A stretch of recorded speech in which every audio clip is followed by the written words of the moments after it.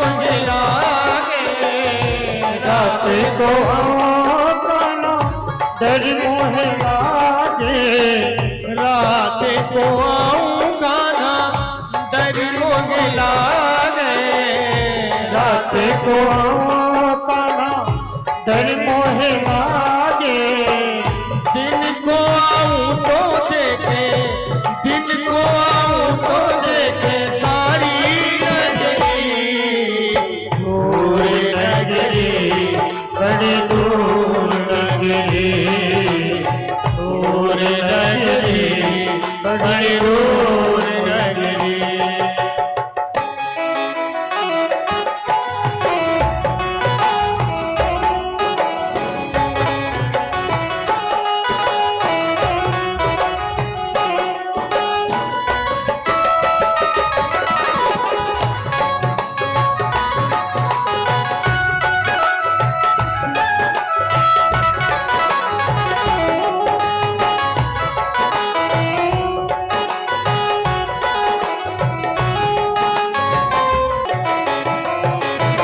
सखी संग आऊं कान्हा शर्म मोह लागे, सखी संग आऊं कान्हा शर्म मोह लागे, सखी संग आऊं कान्हा शर्म मोह लागे, सखी संग आऊं कान्हा शर्म मोह लागे, अकेली आऊं तो भूल, अकेली आऊं तो भूल जाऊं नगरी, दूर नगरी बड़ी दूर नगरी, दूर नगरी बड़ी दूर नगरी। गाते रहिए।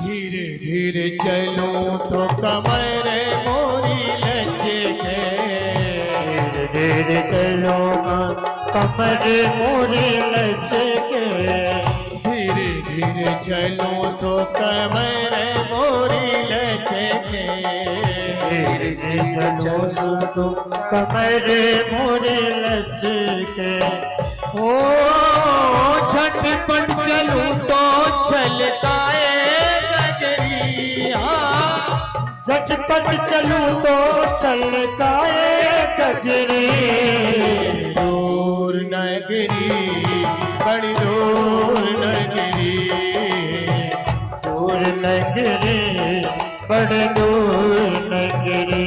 तो कैसे आऊं रे कन्हाई, कैसे आऊं रे कन्हाई तेरी गोकुल नगरी, बड़ी दूर नगरी, दूर नगरी बड़ी दूर नगरी। मीरा के प्रभु गिरधर नागर, मीरा के प्रभु गिरधर नागर, मीरा की प्रभु गिरधर नागर, मीरा के प्रभु गिरधर नागर, तेरे दरस बिन मैं तो, तेरे तरस दिल में तो हो गई बावरी, दूर नगरी बड़ी दूर नगरी, दूर नगरी बड़ी दूर नगरी। ओ कैसे आओ रे कन्हाई, कैसे आओ रे कन्हाई तेरी गोकुल नगरी बड़ी दूर नगरी, दूर नगरी बड़ी दूर नगरी, बड़ी दूर नगरी, बड़ी दूर नगरी। श्री वृंदावन बिहारी लाल की जय। आप सब बैठ जाइए। महाराज, जब उन गोपियों ने जिन गोपियों के उनके पति घर में बंद कर दिया था, लेकिन उन गोपियों ने जब भगवान से प्रार्थना की, साधन स्वरूपा गोपी, ऋषि स्वरूपा गोपी, हे श्याम सुंदर, मैंने बरसों से आराधना की, क्या आप हमें नहीं स्वीकार करेंगे? भगवान ने उन गोपियों के उन गोपी से पहले जो साधन स्वरूपा गोपी था, उन गोपियों से पहले, पूर्व के गोपी से पहले सब की सब वहां पहुंचती है जहां श्री कृष्ण अपने अधरा अमृत पर दिव्य मुरली की धुन बजा रहे हैं और महाराज उन गोपियों को पुकार रहे हैं, हे धर्म अर्थ काम मोक्ष चारों पुरुषार्थ को त्यागने वाली ब्रजांगनाएं और मेरे शरण में। और महाराज जब समस्त ब्रजांगनाएं घर से निकलती है अकेली, लेकिन जब यमुना किनारे पहुंचती है तो एक गोपी ने वहां सहस्त्राधिक लाखों करोड़ों ब्रजांगनाएं अपने आप को एक दूसरे की ओर देखती है, लेकिन कोई नाराज नहीं हुई कि सब श्री कृष्ण सेवा में उपस्थित है। उन गोपियों को देखकर भगवान ने स्वागत किया और कहा, स्वागतम वो महाभागा प्रियम किम करवाणि वा ब्रजस्या नामयं क्वचि भृतागमन कारकम। उन गोपियों को स्वागत करते हुए कहा, हे ब्रजांगनाएं, आप सबके सब परम महाभाग्यशाली है। अब उन गोपियों के हृदय में प्रसन्नता हुई, चलो श्याम ने मुरली बजाकर हमें बुलाए तो स्वागत किया। लेकिन स्वागत करते हुए देखिए, ये मत सोचना कि हम भगवान के निकट गए तो भगवान हमें देते नहीं। उन गोपियों से भी भगवान ने कहा कि देखो, प्रेम किम करवानी बार, जरा बताओ कि मैं कौन से प्रिय काम करूं? क्या ब्रजमंडल में सब कुशल से तो है ना? उन गोपियों के मन में अब तनिक शंका हो गई और सब के सब सिर झुकाकर महाराज मानो स्वयं आंख से अश्रुपात होने लग गई। लेकिन श्याम सुंदर ने चौथा प्रश्न कर दिया, वृतागमन कार्यक्रम, हे ब्रजांगनाएं, इन अर्धरात्रि के पहर में तुम सब के सब दौड़ती हुई भागती हुई जो आ गई हो, क्यों आई हो? देखो, तुम्हारे पिता, पति, पुत्र, भाई, सखे, संबंधी, मित्र सब के सब ढूंढते होंगे। अब महाराज उन गोपियों के आंख से अश्रुपात होने लग गई कि श्याम सुंदर अपने निकट बुलाकर और मुझे त्याग कर रहे हैं। भगवान ने फिर उन गोपियों से परीक्षा ली, अगर तुम आ गई हो तो कोई बात नहीं, ये यमुना की सुंदर धारा की दर्शन कर लो, और यदि तुम्हें मुरली की धुन सुनना है तो भगवान बजाने लगे कि इस धुन को भी सुन लो। और महाराज इन वन को भी देखना है, दृष्टम वनम कुस्मितम आराकिस कर रंजितम, इन सुंदर रात्रि में ये सुंदर जो वन है, इन वन को भी देख लो। लेकिन स्त्री का धर्म भगवान समझाने लगे, उन स्त्रियों का कर्तव्य क्या है, एक स्त्री धर्म क्या है। दुशीलो दुर्भगो वृद्धो जडो रोग्यो धनोपिवा, स्त्री के लिए पति जब एक बार चाहे मन से चाहे बेमन से हम पति को स्वीकार कर लिए हैं तो मेरे लिए परमेश्वर हो गए, चाहे वो चरित्रहीन हो, चाहे वो भागहीन हो, चाहे वो वृद्ध हो, चाहे वो जड़ के समान हो, चाहे रोगी हो, तो भी उसे त्यागना नहीं चाहिए। भगवान ने उन गोपियों के पतिव्रता धर्म के ऊपर बताया, लेकिन उन गोपियों ने कहा, हे श्याम सुंदर, मैंने समस्त धर्म को छोड़कर त्याग कर केवल आपके श्री चरणों के प्राप्त करने के लिए आई। भागवत में भी 5 गीत है। गीत की परंपरा आज की नहीं है। प्रथम गीत वेणु गीत और दूसरा गीत इन गोपियों ने, महाराज उन गोपियों ने आंख में जो काजल लगाकर आई थी, उनकी आंख से अश्रुपात हो रही है और उन अश्रुपात की बूंद महाराज उन बालका पर गिर रहे हैं और मानो श्याम सुंदर से प्रार्थना कर रही है, अगर आपने हमें नहीं स्वीकार किया तो अब मैं पीछे मुड़कर कहीं नहीं जाऊंगी, अब तो मैं यही यमुना जी में डूब कर मर जाऊंगी।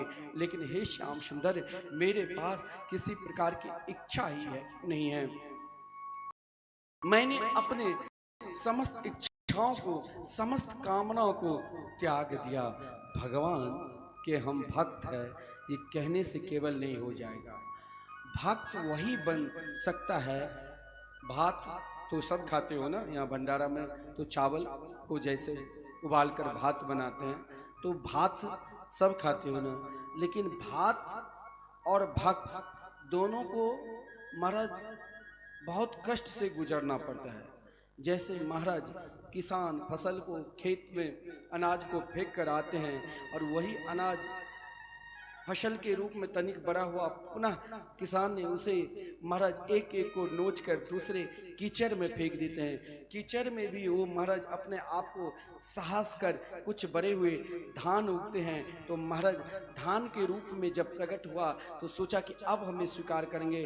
फिर उसे किसान जड़ से महाराज नोकीला कील से काट काट कर ले आते हैं, फिर भी स्वीकार नहीं करते हैं। बैल से रोंदते हैं, फिर भी स्वीकार नहीं करते हैं। महाराज उनके अंदर एक एक छिलका निकाल कर फेंक देते हैं, तब चावल बन जाता है। तो उन चावल सोचता है कि अब हमें स्वीकार करेंगे, लेकिन फिर भी नहीं स्वीकार करते हैं। महाराज फिर उसे गर्म पानी में उबाल देता है और तब तक उबालता रहता है जब तक उसमें यदि बीच में देख लेता है कहीं गांठ तो नहीं रह गया। गांठ रहने से अपच हो जाएगा, और जब पूर्ण रूप से वो चावल खिल जाते हैं कि अब इनके अंदर किसी प्रकार की गांठ है ही नहीं, तब हम चावल को, भात को स्वीकार करते हैं। और भगवान इसीलिए दही भात उन ग्वाल वालों के बीच में खाते हैं। लेकिन यहाँ ब्रजांगना कहती है, श्याम सुंदर ने धर्म का उपदेश दिया कि स्त्री का क्या धर्म है, और उन गोपियों के धर्म के उपदेश देने के बाद कही अब वृंदावन की सुंदर शोभा को देख लो। लेकिन उन ब्रजांगनाओं ने उन शोभा की ओर भी दृष्टि नहीं गई, उनकी दृष्टि, उनके लगन एकमात्र श्री कृष्ण की ओर थी। लेकिन उन गोपियों ने सोचा लगता है अब श्री कृष्ण हमें स्वीकार नहीं करेंगे, क्यों नहीं श्री कृष्ण से एक प्रार्थना करूं, एक गीत गाई, प्रणय गीत, जिन गीत में वर्णन है। ब्रजांगना कहती है, मैवं विभोरहति भवान् गदितुं रिसंसं संत्यज्य सर्व विषयान् तव पादमूलम् भक्ता भजस्व दुर्भग्रह मां त्यजस्मा देवो यथा दिपुरुषो भजते मुमुक्षु। एक मालिक से एक नौकर प्रार्थना ही कर सकते हैं, एक दास प्रार्थना ही कर सकते हैं। उन गोपियों ने प्रार्थना की, महाराज उनके आंख से अश्रुपात टपक रही है। श्री कृष्ण इधर मुस्कुरा रहे हैं। आज एक प्रकार के निष्ठुर हो गए भगवान। लेकिन उन गोपियों ने कहा ये मालिक है, लेकिन आज कभी उनके कान पकड़कर नचाते थे, तो कभी तनिक गो रस के कारण उन गोपियों के झुंड में भगवान नाचते थे।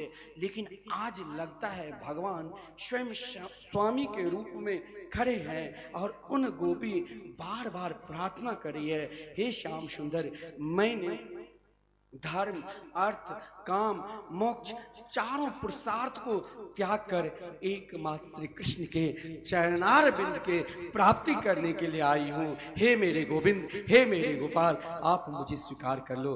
भगवान ने कहा चलो रहने दो, मैं नहीं स्वीकार करूँगा। लेकिन उन गोपियों ने कहा हे विभो, हम भात की तरह है, यानी हम भात की तरह खिले हुए हैं। अब मुझे किसी प्रकार की कामना ही नहीं है, किसी प्रकार की इच्छा ही नहीं है। संत्यज्य सर्व विषयाम, मैंने समस्त विषयों को छोड़कर एकमात्र तव पाद मूलम, तुम्हारे चरणार बिंद के प्राप्ति करने के लिए हे मेरे गोविंद, हे मेरे गोपाल, मैं आई हूं, आप मुझे स्वीकार करें। एक बार भगवान जब भगवान को भूख लगी तो अपने ग्वाल वालों से कहा था, जाओ मथुरा में बड़े बड़े याज्ञिक ब्राह्मण यज्ञ कर रहे हैं, उनसे कहना मुझे भूख लगी है। कोई नहीं दिया। लेकिन उनकी पत्नी अपने पति से छुपकर चोरी से सब के सब भगवान के पास गए और अनेक प्रकार के व्यंजन भगवान को समर्पित किए। लेकिन उन गोपियों के भगवान ने जब कहा कि महाराज आप सबके सब लौट जाओ, अब आप सबके पति स्वीकारेंगे, तो उन गोपी ने लौट गई। लेकिन यहाँ जब भगवान ने कहा उन गोपियों को, लो मेरे चरणार बिंद के दर्शन कर लो, लेकिन तुम सबके सब लौट जाओ, तो उन ब्रजांगनाएं कहती है, पादो पदम न चलते तब पाद मूला। हे श्याम सुंदर, अब ये पैर उठते ही नहीं। महाराज ज्यों ही कहा, भगवान ने कहा अभी मैं नंद बाबा के बेटा हूँ, ब्रज के राजकुमार हूँ, मैं हजारों बैलगाड़ी की व्यवस्था कर दूंगी। लेकिन भगवान से उन गोपियों ने कहा ठीक है आप कर भी दिया, तो हम वहां जाकर क्या करेंगे।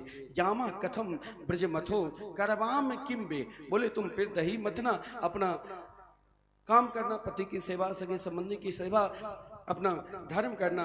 बोले अब तो हम सब कुछ भूल कर छोड़ कर आ गई। ध्याने न यामा पदयो पदबिम शखे थे। हे श्याम सुंदर, हमने जब आपके श्री चरणार बिंद के दर्शन किया, अब मुझे दुनिया की याद नहीं आती है, अब एकमात्र बांके बिहारी के चरणार बिंद की आती है। आप मुझे स्वीकार करो। उन गोपियों की प्रार्थना को सुनकर जितने श्री ब्रजांगनाएं ब्रज की गोपी उतने श्री कृष्ण हो गए। लेकिन महाराज उन गोपियों की गलबैया के साथ भगवान नृत्य कर रहे हैं, लेकिन एकाएक उन गोपियों के मन में किसी के पायल टूट जाते थे तो भगवान जोड़ देते थे। लेकिन एकाएक हो सकता है उनके अंदर अभिमान उत्पन्न हो गया हो, जो देह का अभिमान, जो स्वयं को लगा कि भगवान मेरी सुंदरता को देखकर मेरे साथ नृत्य कर रहे हैं। इधर रास रासेश्वरी राधा रानी को मान बढ़ाने के लिए रास रासेश्वरी राधा रानी ने कही, जो मैं उसी प्रकार ब्रजांगनाएं, भगवान ने कहा हे अधिष्ठात्री देवी तुम्हारी स्थान बहुत ऊंचे हैं। उन गोपियों के अभिमान को दूर करने के लिए भगवान अंतर्धान हो गए। महाराज आपस में ब्रजांगनाएं सब के सब नित्य रास कर रही थी, लेकिन ध्यान एकाएक दृष्टि पड़ी तो श्री कृष्ण नहीं, और जब श्री कृष्ण नहीं तो सब के सब मूर्छित हो गई। और महाराज ऐसी मूर्छित हो गई जो महाराज जित देखो तित श्याममय की स्थिति। अब श्री कृष्ण को ढूंढते ढूंढते महाराज आज जो भी मिल जाए उसे कृष्ण मानकर प्रार्थना करती थी। कभी बट वृक्ष से कहा, अरे बट वृक्ष तू बताओ मेरे कन्हैया को देखे हो। बट वृक्ष ने उत्तर नहीं दिया, बोले ये बड़े हैं, ये क्यों बताएंगे, चलो आगे कुछ मिलेगा। पीपल वृक्ष मिला, कहा अरे पीपल तुम तो बहुत सौभाग्यशाली है, तुम तो श्री कृष्ण के ही प्रतीक रूप है, तुम्हारे ऊपर तो लोग हजारों मन दूध चढ़ाते हैं। लेकिन महाराज पीपल भी आज नृत्तर हो गए उन गोपियों के पास। अशोक के वृक्ष मिला, उन अशोक के वृक्ष का देखकर उन गोपियों ने कहा, अरे अशोक ना शोक इति अशोक, जहां शोक ना हो। अरे अशोक वहीं पर सबको रखो, बार बार ना आवे। श्री वृंदावन बिहारी लाल की जय। पंडित जी वहां बैठो, भागवत में बैठो, यहीं पर बैठो, यहाँ कोई ना आवे। श्री वृंदावन बिहारी लाल की जय। अशोक का वृक्ष, महाराज जब उन अशोक वृक्ष को देखा, या अरे अशोक तुम तो सबके हृदय की शोक को दूर करने वाले हो, आज मेरे हृदय में भी एक शोक है। श्री कृष्ण ने हमें छोड़कर कहीं चले गए, क्योंकि मैंने अपने शरीर का अभिमान कर लिया, मैंने अपनी सुंदरता का अभिमान कर लिया। इधर भगवान उन गोपियों को छोड़कर महाराज रास रासेश्वरी राधा रानी को स्वयं भगवान सेवा कुंज में श्रृंगार की। और महाराज इधर ब्रजांगनाएं सब की सब श्री कृष्ण को ढूंढ रही है। महाराज सोचा ये सब की सब पुलिंग जाति का है, चलो अपनी जाति से प्रार्थना करे। शाम ने तुलसी परी, कहा तुलसी तुम तो बहुत सौभाग्यशाली हो, तेरे बिना तो मेरे श्याम सुंदर भोग भी स्वीकार नहीं करते हैं, तुम तो उनके बहुत प्रिय हो, वो पूजा भी स्वीकार नहीं करते हैं। बताओ क्वचित तुलसी कल्याणी गोविंद चरणे प्रिय, हे तुलसी मेरे श्याम सुंदर मेरे कन्हैया कहाँ छुपे हैं, जरा तुलसी तो बता दो। आज तुलसी भी कुछ नहीं बता। अंत में उन गोपियों ने श्री कृष्ण की लीला का अनुकरण करने लग गए, स्वयं कृष्णमय हो गए। कोई गोपी गिरिराज पर्वत तो कोई गोपी महाराज स्वयं को श्री कृष्ण और महाराज कहा आओ ब्रजवासी मेरे शरण में। महाराज इस प्रकार लीला करते करते महाराज माखन चोरी लीला तक ब्रजांगनाएं पहुंच गई, पूतना उद्धार तक, फिर भी श्री कृष्ण नहीं मिले। इधर श्री कृष्ण को ढूंढ रही है।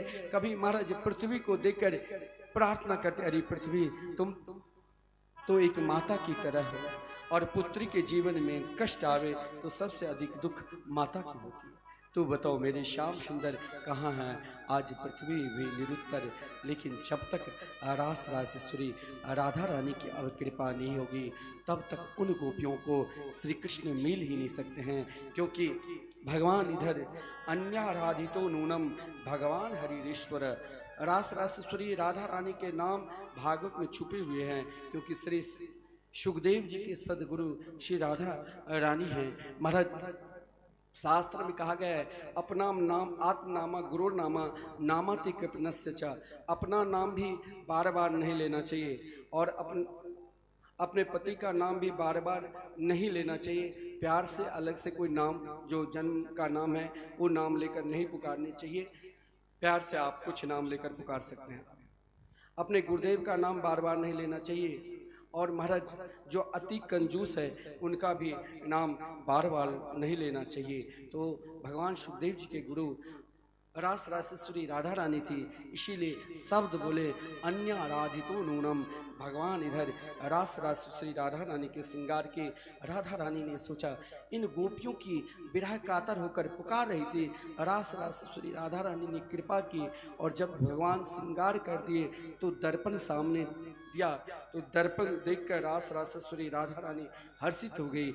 लेकिन याद उन गोपियों की, तो महाराज भगवान जब एक वन से दूसरे वन यानी निधि वन में प्रवेश करने वाले थे, तो रास राजेश्वरी राधा रानी ने एक पल के लिए, कभी वियोग होते नहीं, एक पल के लिए कहा अब मैं थक गई हूँ, जरा अपने कंधे पर ले लो। ज्यों ही कहा भगवान वहाँ से भी अंतर्धान हो गए। ज्यों ही अंतर्धान हुए इधर मूर्छित हो गई रास राजेश्वरी राधा रानी, पुकारने लगे हा नाथ रमना पृष्ठ क्वासी क्वासी महाभुज, हे रमन्नाथ, हे मेरे गोविंद, हे मेरे गोपाल, आप कहाँ छुपे हैं? इधर ब्रजांगनाएं सब के सब ढूंढती हुई महाराज रास राजेश्वरी राधा रानी को देखा। महाराज सब विलाप करने लगे। इधर श्री कृष्ण को ढूंढते ढूंढते जहाँ चंद्रमा के बीच छटा ने केवल करील के कांटे बगुर के कांटे उन जंगल में प्रवेश की। समस्त ब्रजांगनाएं ने कही अगर मैं एक कदम चलूंगी तो कन्हैया मेरे लिए 10 कदम क्यों नहीं? यमुना जी की कृपा होगी तो स्वयं श्री कृष्ण की कृपा हो जाएंगे।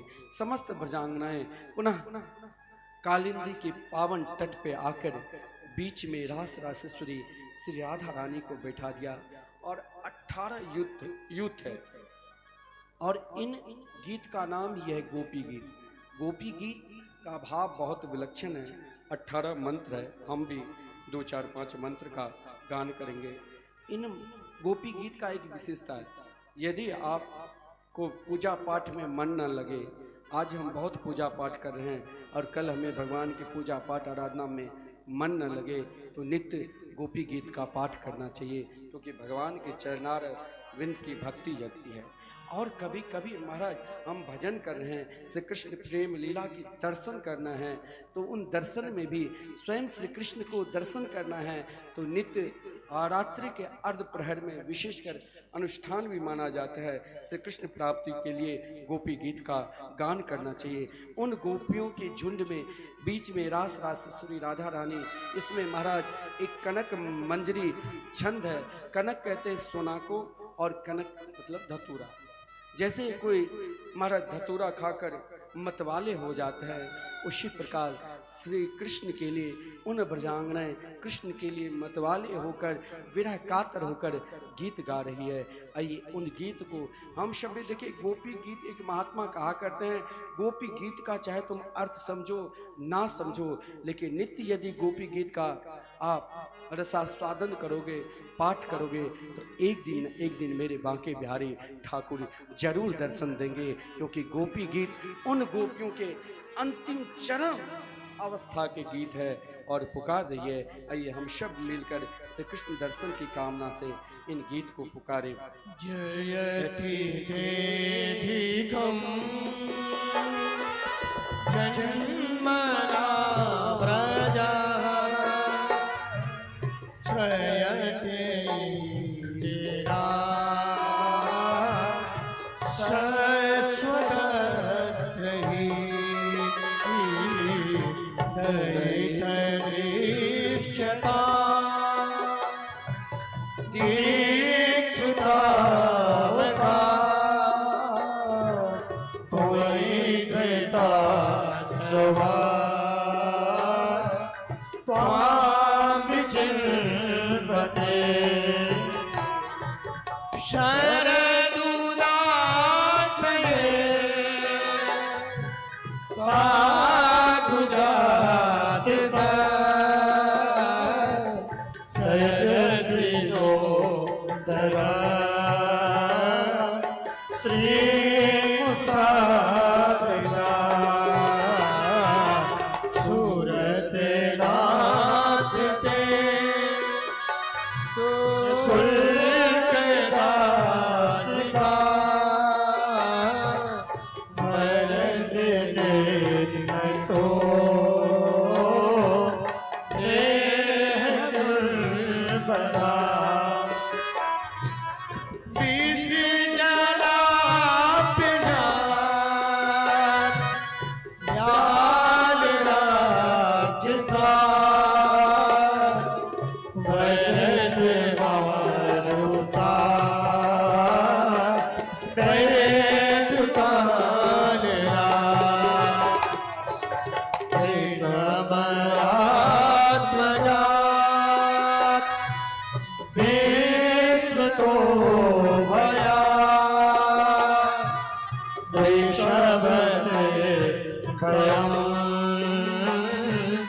रचिता ना खलु गोपिका नंदनो भवान् अखिल देहिना मर्दिरात्रे विघ्न सार्थिको विश्वगोप्तये सखयोदये महान् सार्वता गुणे तव कथामृतम् तप्त जीवनम् कविभिरीडितम्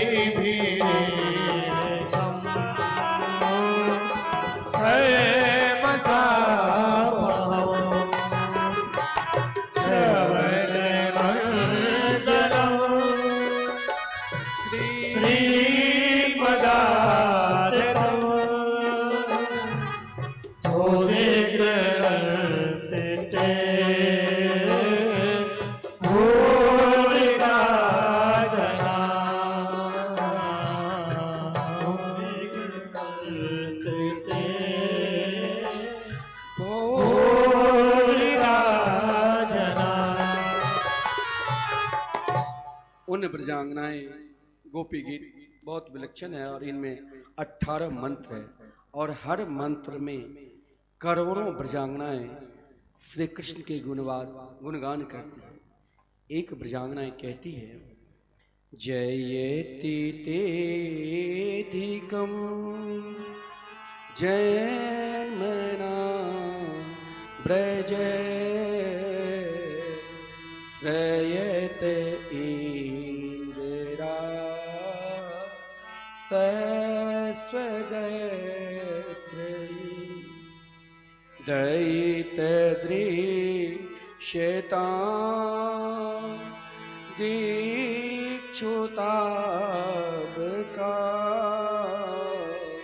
त्वयि धृता सबस त्वां विचिन्वते श्री कृष्ण मिल गया तब भी अभिमान नहीं लाई और भगवान के गुणगान गा रहे। हे श्याम सुंदर श्रेत इंद्रा, कहाँ वैकुंठ धाम में लक्ष्मी अधिष्ठात्री देवी के रूप में विराजमान है, लेकिन हे श्याम सुंदर कहाँ तक जयकार करूं? जब से आप ब्रजमंडल वृंदावन में अवतार लिए, इन वृंदावन में महाराज उन ब्रजांगनाएं ब्रज की गोपी कहा करती है, ये वृंदावन, जिस वृंदावन को तरस के लिए सूर्य नर मुनि सब के सब ब्रज रज को प्राप्त करने के लिए तरसते हैं। हे श्याम सुंदर, वही अधिष्ठात्री देवी लक्ष्मी आज इन ब्रज वृंदावन को प्राप्त करने के लिए, वृंदावन से बाहर लक्ष्मी की प्राप्ति के लिए लोग बहुत साधन करते हैं, साधना करते हैं, लेकिन वही लक्ष्मी वृंदावन में आने के लिए आज भी यमुना पल्ली पार एक बेलवन है, जहाँ श्याम सुंदर के लीला में प्रवेश करने के लिए लक्ष्मी जी महाराज तप करती रहती है। लेकिन हे श्याम सुंदर, जब से आप ब्रज में अवतार लिया है, यही ब्रज मंडल सर्वश्रेष्ठ हो गए हैं। इन ब्रज की महिमा को महाराज हमने कहां तक गान करें महाराज, कहां तक गान करें? जिन ब्रजमंडल की समस्त ऋषि मुनि गान करते हैं। ब्रजांगना कहती है, मेरे अंदर किसी प्रकार गुण नहीं, हम एक गांव के ग्वालिन ठहरे, ना अधिक पढ़ा लिखा, ना पूजा पाठ, कुछ नहीं जानती थी, लेकिन श्याम सुंदर इस संसार में हर व्यक्ति को कहीं ना कहीं कामना है, और कामना लेकर ही पति पत्नी से भी प्रेम करते तो वहाँ कामना, माता पिता भी अपने पुत्र से संतान से प्रेम करते हैं तो कामना, देवताओं भी अपने भक्त से प्रेम करते हैं तो वहाँ कामना। लेकिन उन ब्रजांगना कहती है, मेरे पास किसी प्रकार की कामना नहीं है। हे श्याम सुंदर, कोई संसार में एक दूसरे को कोई प्रेम करते हैं तो सामने वाले जो मिलता है सबसे कहते हैं कि हम आपसे बहुत प्रेम करते हैं। अरे हम किससे करते हैं किससे नहीं करते हैं वो हम स्वयं नहीं जानते हैं। कभी भगवान मिलते तो भगवान से कहते हैं बहुत प्रेम कर रहे हैं, कभी सगे संबंधी मिलते तो उससे कहते हैं हम बहुत प्रेम करते हैं, लेकिन हम किसी को पूर्ण रूप से ये नहीं कहते हैं कि तावकाश हम आपके हैं। और जब हम आपके हैं तो उनमें किसी प्रकार की इच्छा नहीं होती है। और महाराज ब्रजांगना कहती है, हे श्याम सुंदर हम आपके हैं तावकाश। लेकिन एक दूसरे का सब कहें, एक पत्नी अपने पति से प्रेम इसीलिए करते हैं कि महाराज हमें ये तावकाश, ये हमारे हैं, हमें प्रेम करना है। एक महाराज माता पिता अपनी संतान से इसीलिए प्रेम करते हैं तावकाश, ये हमारे हैं। लेकिन हर व्यक्ति को कहीं ना कहीं स्वार्थ भी है और इच्छा भी है, लेकिन और उन इच्छा लेकर चाहते हैं कि मुझे महाराज अधिक जब कोई प्रेम करने लग जाते हैं तो लगता है कि मैं सर्वस्व से दे दूं क्या नहीं दूं। लेकिन ब्रजांगना कहती है, हमने तो प्रेम क्या, केवल हे श्याम सुंदर तावकाश। संसार में कोई ये नहीं कह सकते हैं कि हम आपके हैं, और आपके कहने के बाद भी हर व्यक्ति को कामना इच्छा है और उन इच्छा लेकर ही प्रेम करते हैं। लेकिन हम तो ते निशुल्क दास का, मेरे पास अब कुछ इच्छा ही नहीं है, नहीं कामना है, केवल श्याम सुंदर आपके चरणार बिल चाहिए। यदि चलाना ही था तो पहले क्यों यमुना के विषैले जल से क्यों बचाए? जलाना ही था तो देवराज इंद्र जब कुपित हो गए थे समस्त ब्रजमंडल पर, तो महाराज उन गिरिराज पर्वत को आपने क्यों उठाया? यदि चलाना ही था तो आपने अग्नि पान क्यों किया? आज जो इस विराग्नि रूपी आग में जला रहे। हे श्याम सुंदर, आप तो यशोदा नंदन हैं, माता यशोदा इतनी दयालु है, नंद नंदन इतने दयालु है जो सबको आदर देते हैं। भगवान ने कहा, कौन कहते हैं कि मैं यशोदा नंदन हूँ? बोले ठीक है, आप यशोदा नंदन नहीं हैं, ब्रह्मा जी ने स्तुति की, प्रार्थना की, तो आप ब्रह्मा के स्तुति प्रार्थना सुनकर इन पृथ्वी का कष्ट दूर करने के लिए आपने अवतार लिए। लेकिन मेरे अंदर भी एक कष्ट है कि हे श्याम सुंदर, हमने जो आपसे प्रेम किए हैं तो अभी तक आप दर्शन क्यों नहीं देते हैं। भगवान ने कहा मैं ब्रह्मा की प्रार्थना पर भी नहीं आया।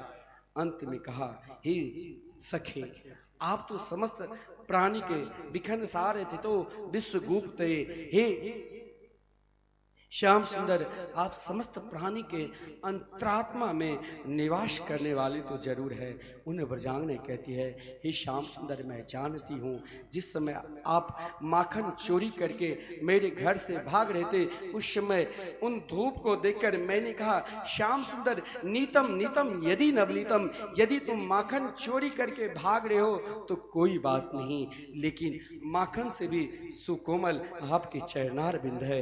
हे श्याम सुंदर, अपने चरणार बिंद मेरे हृदय पर रखो और मेरी इस विराग्नि को दूर करो। हे मेरे गोविंद, हे मेरे गोपाल, मुझे दर्शन दो।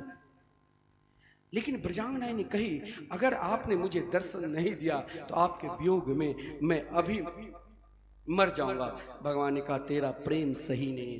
यदि प्रेम सही रहता तो महाराज दशरथ, माता कुंती ने जब सुना अब श्री कृष्ण चले गए अपने दिव्य धाम, तो एक क्षण अपने शरीर को नहीं रखा। महाराज दशरथ ने राम राम कहते हुए अपने पंच भौतिक शरीर को त्याग कर दी। लेकिन ब्रजांगना ने कही महाराज याद करो वही माता जानकी जब अशोक वट वृक्ष के नीचे महाराज महादुर्दांत रावण के अधीन थी, उनके शरीर से जो ही प्राण निकलने लग जाते तो उस समय आपके जो द्वारपाल है कौन, तो वही द्वारपाल जो सबकी रक्षा करते हैं, आपके नाम रूपी द्वारपाल। राम राम जाप करने से वो नाम और रूपी द्वारपाल शरीर से प्राण निकलने ही नहीं देते हैं। हे श्याम सुंदर, मेरे शरीर से भी प्राण निकलने वाले हैं, लेकिन जिन कथा को उन महापुरुषों ने संतों ने गान की है उन कथा की याद आ जाती है। ब्रजांगना कहती है तब कथामृतम तप्ते जीवनम कविभिदितं कल्मषापहम् श्रवणमङ्गलं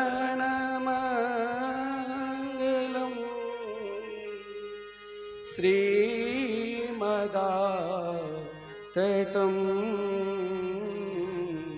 भुवि गृह्णन्ति ते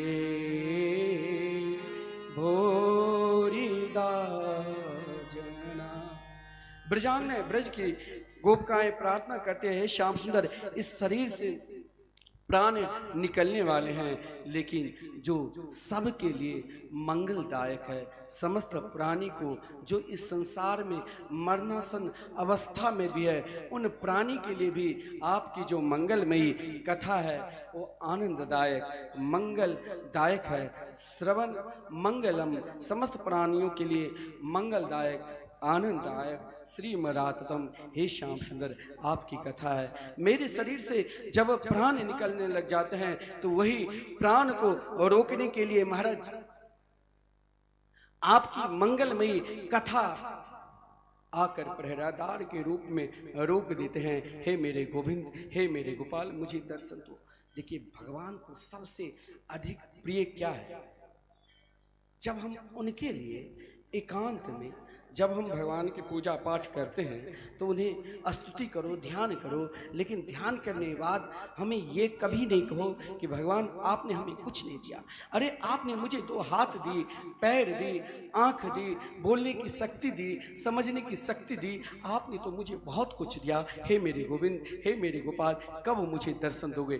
उन गोपियों ने समस्त ब्रजांगनाएं एक साथ मिलकर एक ही प्रार्थना की, अब की बार यदि श्री कृष्ण दर्शन नहीं देते तो श्री कृष्ण के वियोग में समस्त ब्रजांगनाएं अपने शरीर को त्याग कर यानी यमुना जी में लीन हो जाती। समस्त ब्रजांगनाएं पुकार रही है इति गोप्य प्रगायन्त्य प्रलपन्त्यश्च चित्रधारुरुदो स्वसरं राजन् कृष्ण दर्शनलालसा। उन ब्रजांगनाएं ने श्री कृष्ण दर्शन, भगवान को सबसे प्रिय कुछ है, तो उनके लिए जब हम एकांत में रोते हैं, महाराज अपने भक्त को रोते हुए भगवान कभी देख नहीं सकता है। लगता है उन गोपियों के मध्य में ही भगवान छुपे हुए थे। समस्त ब्रजांगनाएं जिस गीत को गा रही थी, उन गोपियों के मध्य में श्री कृष्ण छुपकर उन गीत को श्रवण कर रहे थे। लेकिन देखा ब्रजांगनाएं अपने शरीर को परित्याग करने वाली है। तुरंत भगवान ने नील वर्ण के वस्त्र रास रासेश्वरी राधा रानी ओढ़ती है। नीलांबर धरा राधा पीतांबर धरोहरी। आज भगवान ने अपने पीत वस्त्र को रास रासेश्वरी राधा रानी के देह पर डाल दिया और राधा रानी के वस्त्र नील वस्त्र को पहनकर उन गोपियों के मध्य में जो कामदेव को मन को मोहित करने वाले मेरे गोविंद प्रकट हो गए बंसी बजाते हुए। बोले श्री कृष्ण कन्हैया लाल की जय। उन गोपियों के मध्य में मुरली मनोहर मेरे प्रभु मुरली बजाते हुए ज्यों ही प्रकट हुए, मानो उन गोपियों के मृतक शरीर में जैसे एक प्राण आ जाए, वैसे प्राण आ गए। किसी ने श्री कृष्ण को पैर पकड़ लिया, किसी ने श्री कृष्ण को हाथ पकड़ लिया, तो किसी ने श्री कृष्ण से कहा कि महाराज, और कुछ ब्रजांगनाएं तो एक नजर से श्री कृष्ण की ओर देख रहे हैं। बड़ा विलक्षण दोनों रूप। एक ने कहा कि प्रभु आप ये बताओ, देखिए बड़े बड़े आसन पर बैठने वाले नहीं हैं, लेकिन आज उन गोपियों ने अपने दुशाला को बैठा दिया और कहा अब आप इस पर विराजमान होकर। संसार में 3 प्रकार के व्यक्ति होते हैं, एक प्रेम करने वाले से प्रेम करते हैं और एक प्रेम नहीं करने वाले से तब भी प्रेम करते हैं, और एक इन दोनों से अलग है। बोले जो प्रेम करने वाले से प्रेम करते हैं वहां कपट है, जो प्रेम करने वाले से प्रेम करते हैं महाराज वो माता पिता है, और जो इन दोनों से परे हैं वो महाराज आत्माराम पूर्णकम और अकृतज्ञ गुरुद्रोही। लेकिन ब्रजांगनाएं ने जो ही श्याम सुंदर ने कहा कि आप गुरुद्रोही हो, क्योंकि 24 अवतारों में आप यदि प्रेम शास्त्र के विषय में प्रेम को पहचाने हैं तो हे कन्हैया हम ब्रजांगनाएं ही आपको प्रेम के रूप में प्रकट कराया। आप साक्षात प्रेम के स्वरूप हो तो फिर क्यों रुलाते हो। उन गोपियों की इच्छा देकर भगवान ने कहा कि अगर हजारों वर्ष तक यदि मैं ब्रज में रहूं तो इन गोपियों की इच्छा को पूर्ण नहीं कर सकता हूं। महाराज आज उन समस्त गोपियों को लगा जितनी गोपी उतने श्री कृष्ण हो गए, और महाराज वृंदावन के दिव्य रास मंडप में आज महाराज श्री कृष्ण स्वयं ब्रह्मा शंकर इंद्रादि समस्त देवता अपने अपने विमान पर बैठकर दिव्य रास के दर्शन कर रहे हैं, जहां झुंड के झुंड ब्रजांगनाएं सब के सब रास बिहारी सरकार में प्रवेश कर रहे हैं। महाराज उन गोपियों को आज लगा कि श्री कृष्ण साक्षात मेरे साथ है, सब एक नजर से श्री कृष्ण की ओर देख रही है। और महाराज आज श्री कृष्ण उन गोपियों के एक नजर से देख रही है, मानो समस्त गोपियों के लगा श्री कृष्ण स्वयं को मेरे को देख रहे हैं, स्वयं को मेरे को देख रहे हैं। रासोत्सव समप्रवृत्तो गोपी मंडल मंडिता योगेश्वरेना कृष्णेना तासा मध्य दयो। आज महाराज स्वयं भोलेनाथ शंकर जी रास में प्रवेश करने के लिए गोपी रूप में प्रवेश की। बोले गोपेश्वर महादेव की जय। स्वयं हनुमान जी चारों शिला सखी के रूप में रास में प्रवेश किए, और श्री कृष्ण उन गोपियों की इच्छा देखकर सभी को बहुत रुलाए।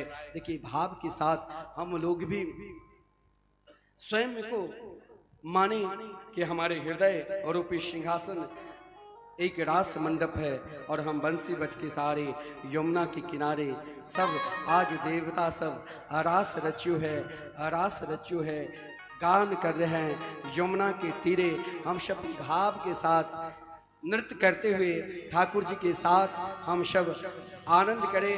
और सब दोनों हाथ पहले उठाओ और महाराज अपने हाथ को झुमाते हुए यही पुकारो, रासिर चोभे रासिर चोभे जमुना किनारे कान्हा रासिर चोभे रासिर चोहे रासिर चोहे रासिर चोहे रासिर चोहे यमुना किनारे महारासिर चोहे रासिर चोभे रासिर चोभे यमुना किनारे महारासिर चोभे रासिर चोहे रासिर चोहे यमुना किनारे कान्हा रासिर चोहे राधा नाचे कृष्ण नाचे नाचे गोपी जन हो राधा नाचे कृष्ण नाचे नाचे गोपी जन राधा नाचे कृष्ण नाचे नाचे गोपी जन हो राधा नाचे कृष्ण नाचे नाचे गोपी जन मन मेरो बन गयो सखी पावन वृंदावन मन में रोपन गयो सखी रे पवन वृंदावन रासिर चोहे रासिर चोहे रासिर चोहे रासिर चोहे यमुना किनारे महारासिर चोहे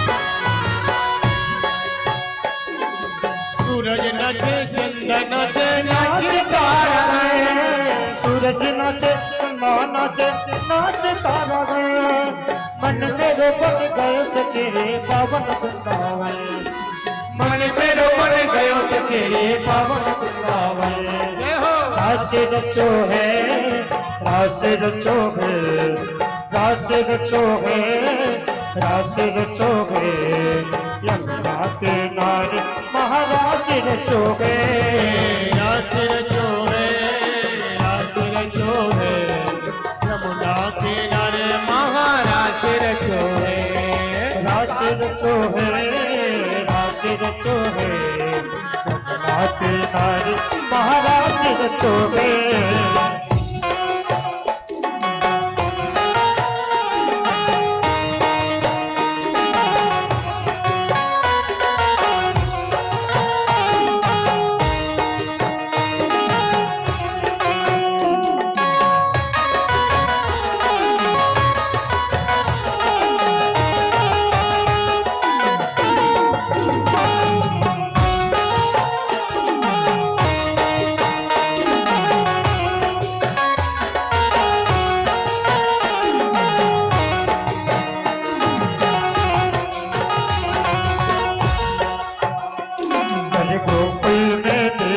वृंदावन में देखो गोकुल में देखो वृंदावन में देखो रे मुरली बाजे रे श्याम संग राधा नाचे रे हे श्याम संग राधा नाचे रे श्याम संग राधा नाचे रे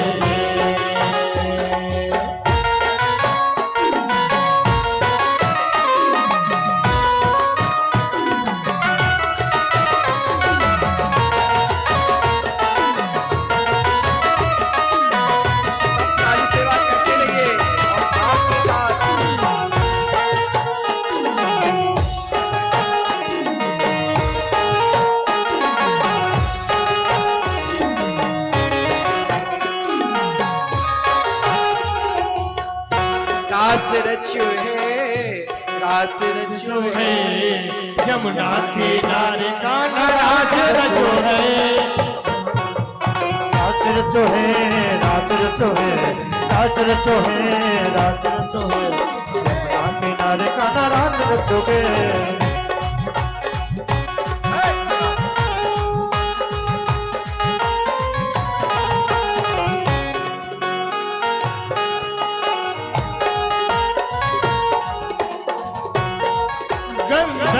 नाचे ऋषि नाचे नाचे देवगण गंधर्व नाचे ऋषि नाचे नाचे देवगण मन मेरो बन गयो सगिरी पावन वृंदावन हो मन मेरो बन गयो तेरे पावन वृंदावन। जय जय रास रचो है रास रचो है यमुना किनारे महाराज रचो है रास रचो है रास रचो है यमुना किनारे महाराज रचो है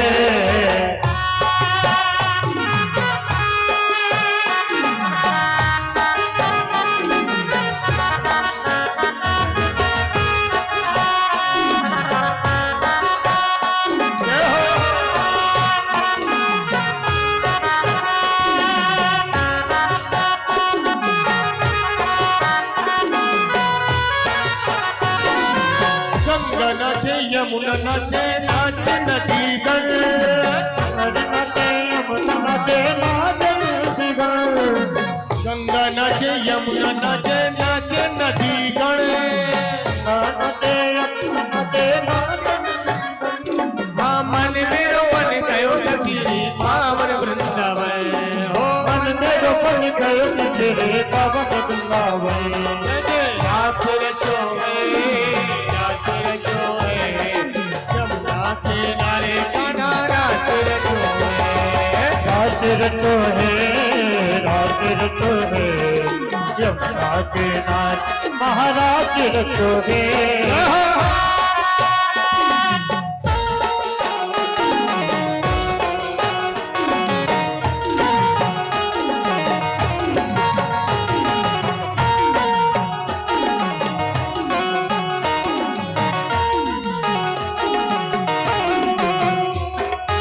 ब्रह्मा नाचे विष्णु नाचे नाचे रुद्रगण ब्रह्मा नाचे विष्णु नाचे नाचे रुद्रगण ओ ब्रह्मा नाचे विष्णु नाचे नाचे रुद्रगण नाचे विष्णु नाचे नाचे रुद्रगण हाँ मन मेरो बन गयो सखीरी पावन वृंदावन हे मन मेरो बन गयो तेरे पावन वृंदावन।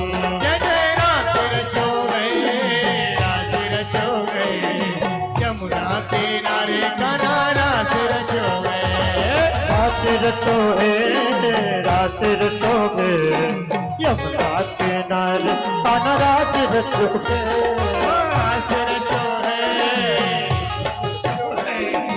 यमुना किनारे रास रचो है रचो है रास रचो है कान्हा रास रचो है।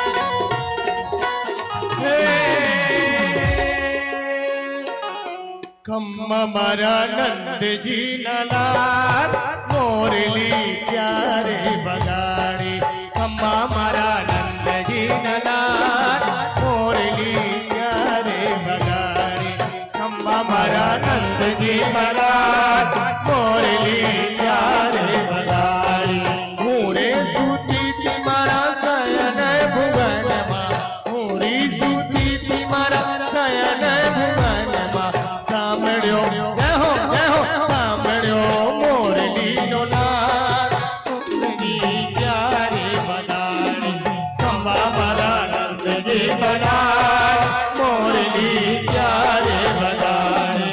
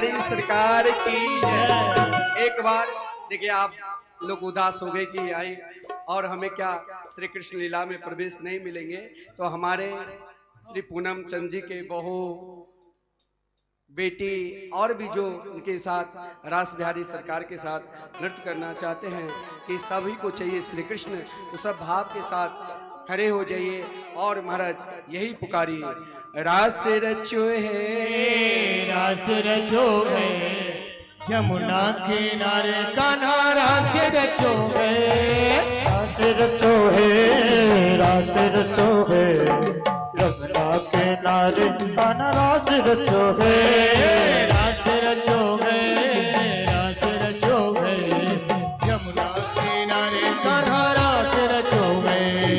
कान्हा रे थोड़ा सा प्यार दे, चरणों में बैठा के तार दे, ओ गोरी घूंघट उखाड़ दे, प्रेम की भिक्षा झोली में डाल दे, आना रे थोड़ा सा प्यार दे, चरणों में बैठा के तार दे, ओ गोरी घूंघट उखाड़ दे, प्रेम की भिक्षा झोली में डाल दे, प्रेम गली में आके गुजरिया भूल गई रे करती डगरिया, प्रेम गली में आके गुजरिया भूल गई रे करती डगरिया, जब तक है साजन तलमल है जीवन, तुझ पे अर्पण है प्यार सबरिया, तुझ पे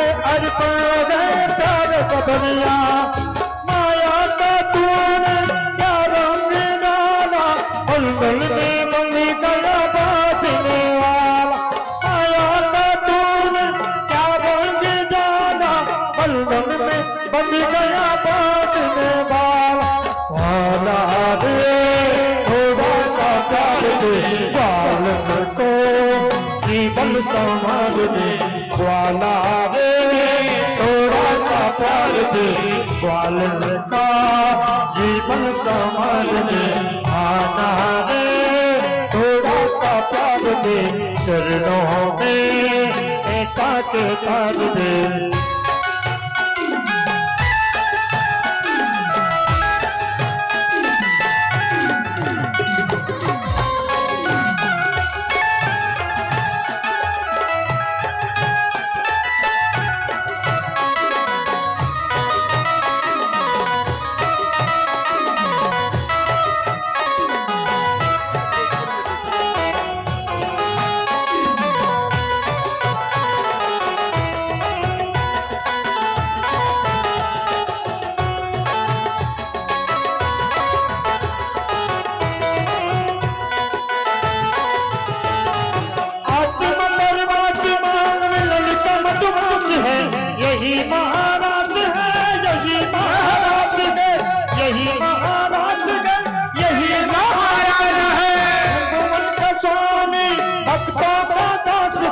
यही महाराज यही महाराज राधा नाचे कृष्णा नाचे, नाचे गोपी जन, मन में रोपट गयो सखी,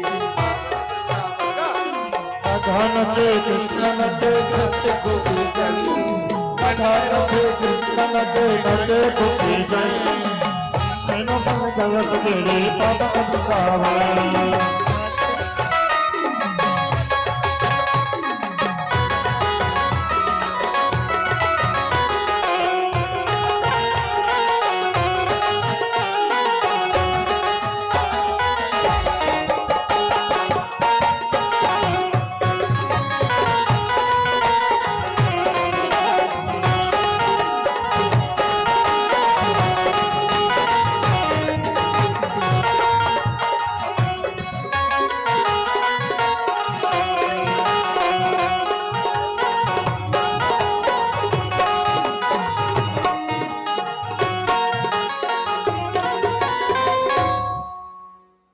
बोलिए रास बिहारी सरकार की जय। हमारे जो मुख्य यजमान जी के परिवार है, बोले ठाकुर जी के कुर्सी पर बैठा दीजिए और एक और आप सबके आज भजन जितना सुनना है सुन लीजिए और शाम में देख लीजिए।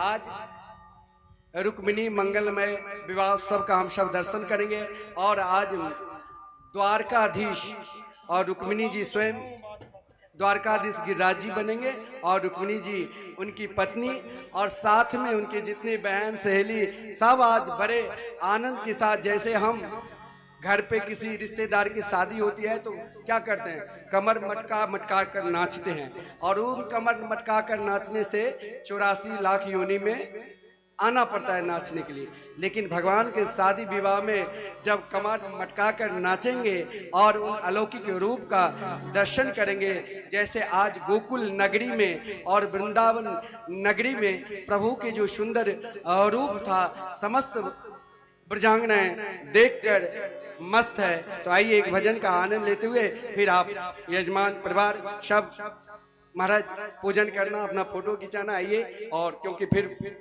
शाम 4 बजे से कथा होगी। और एक विशेष बात है, हमारे जो मुख्य यजमान हैं श्री पूनम चंद्र जी भोत्राल जी, उनका आज 50वीं सालगिरह विवाह का है। तो आज बड़े धूमधाम से रुक्मिणी विवाह तो है ही है, उसके साथ में इनका भी विवाह उत्सव 50वीं सालगिरह मनाएंगे बड़े धूमधाम से। जय श्री राधे।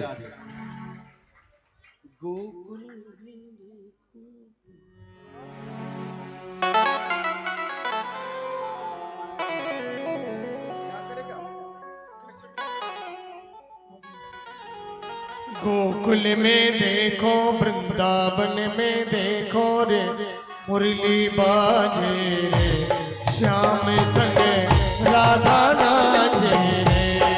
गोकुल में राधा नाचे रे, श्याम संग राधा नाचे रे, श्याम संग राधा नाचे रे। गोकुल में देखो, वृंदावन में देखो रे, मुरली बाजे रे, श्याम संग राधा नाचे रे। हो श्याम संग राधा नाचे रे।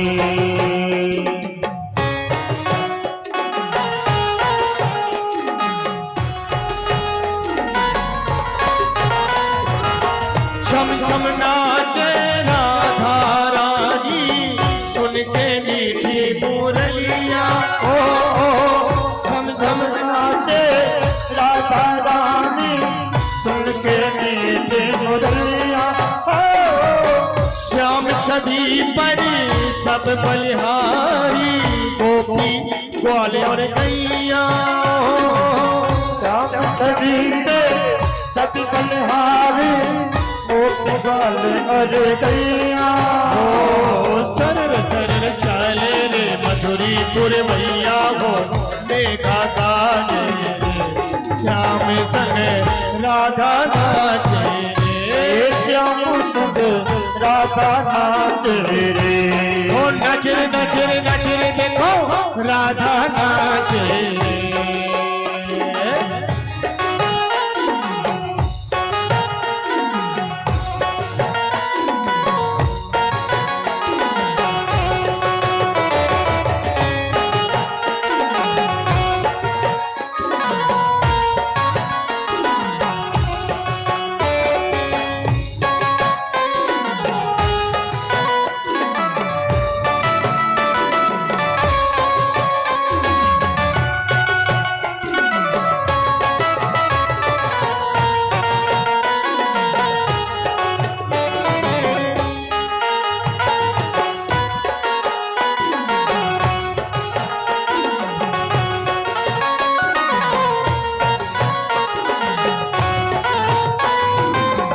यमुना तट पर बंसी बटी पर कान्हा रास रचाए।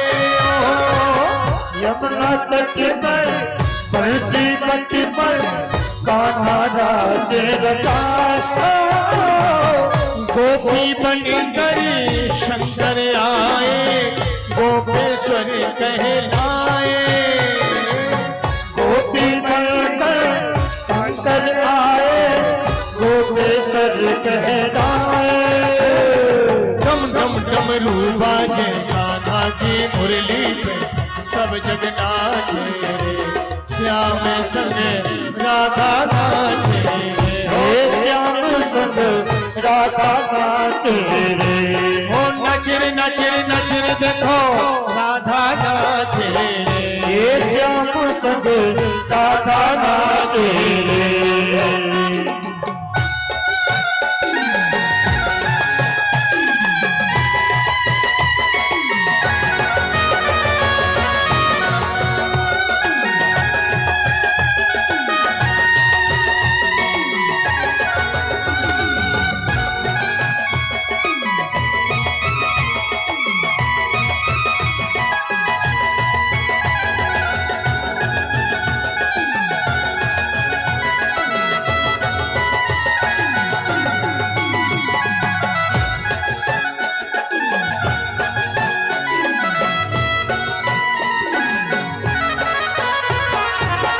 चंद्र किरण सा श्याम सलोना दो आंखें कजरारी चंद्र किरण सा श्याम सलोना तो आंखें कजरारी हो ठुमक ठुमक नाचे रे गोपियन के संग जग का पालन हारी ये ठुमक ठुमक नाचे गोपियों के संग जग का पालन हारे नाचे बिहारी संग राधा सुकुमारी संग ब्रज में विराजे श्याम संग राधा नाचे हे श्याम संग राधा नाचे रे गोकुल में देखो वृंदावन में देखो रे मुरली बाजे रे श्याम संग राधा नाचे रे हे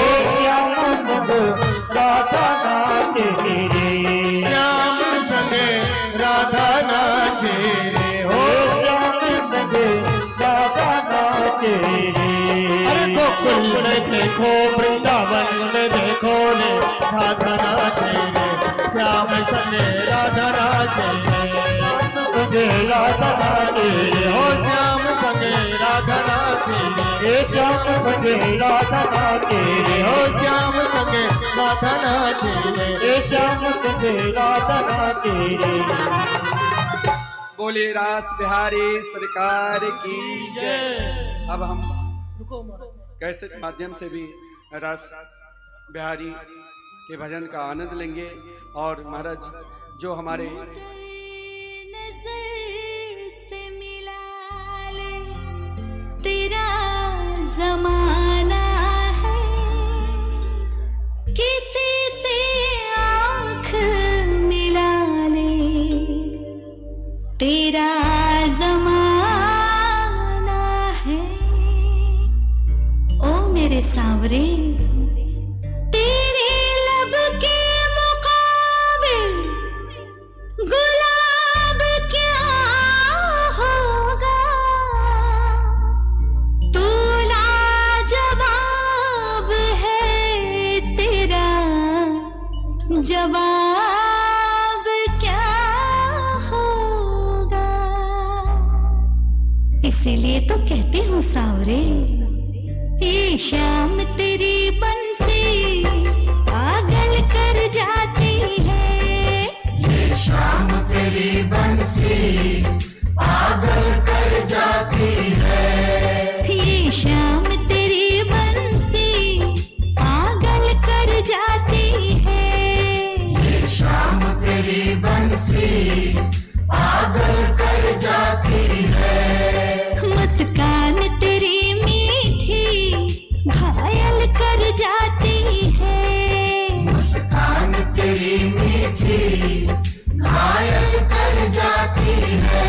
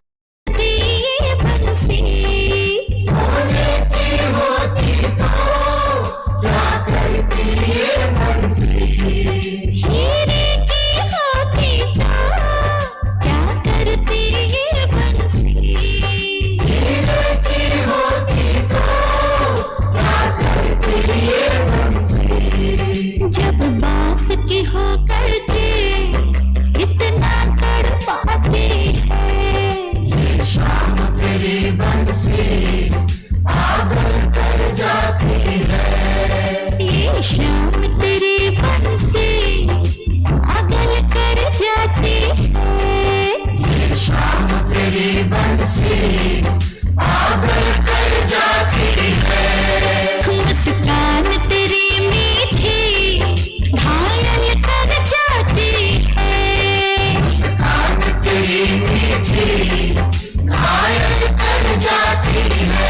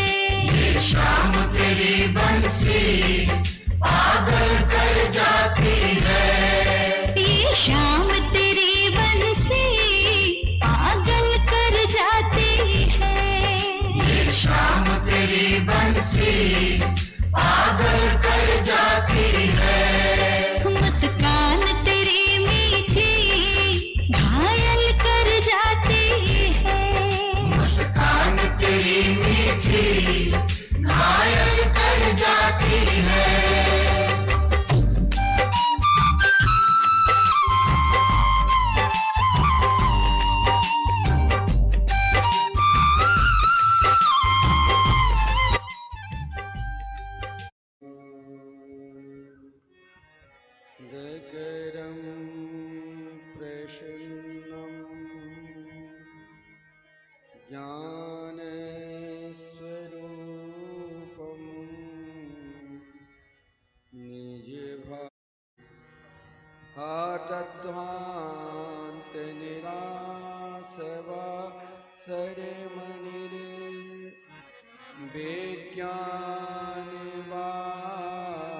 विज्ञानवाराणिः भक्ताभीष्ट सहस्रपूरण विधो चैतन्य चिंतामणि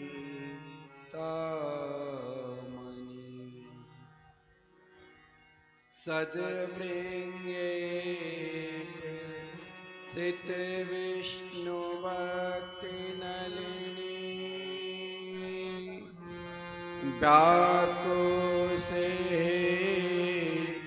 तो दय स्वस्माकं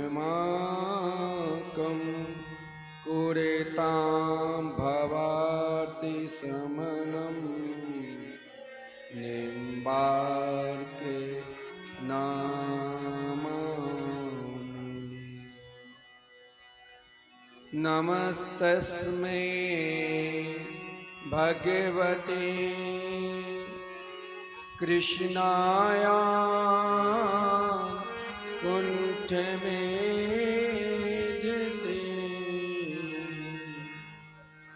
राधा धरे सुधा सिंधु नमो नित्य बिहारिणी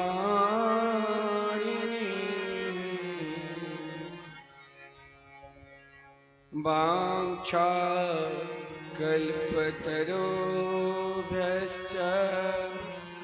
कृपा सिन्धुभ्यः एव च पतितानां पावनेभ्यो वैष्णवेभ्यो नमो नमः।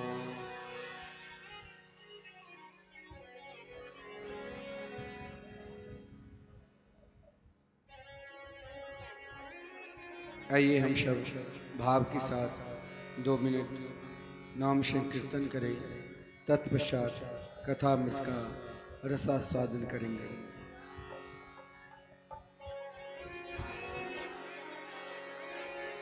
राधे कृष्ण कृष्ण कृष्ण राधे राधे, राधे श्याम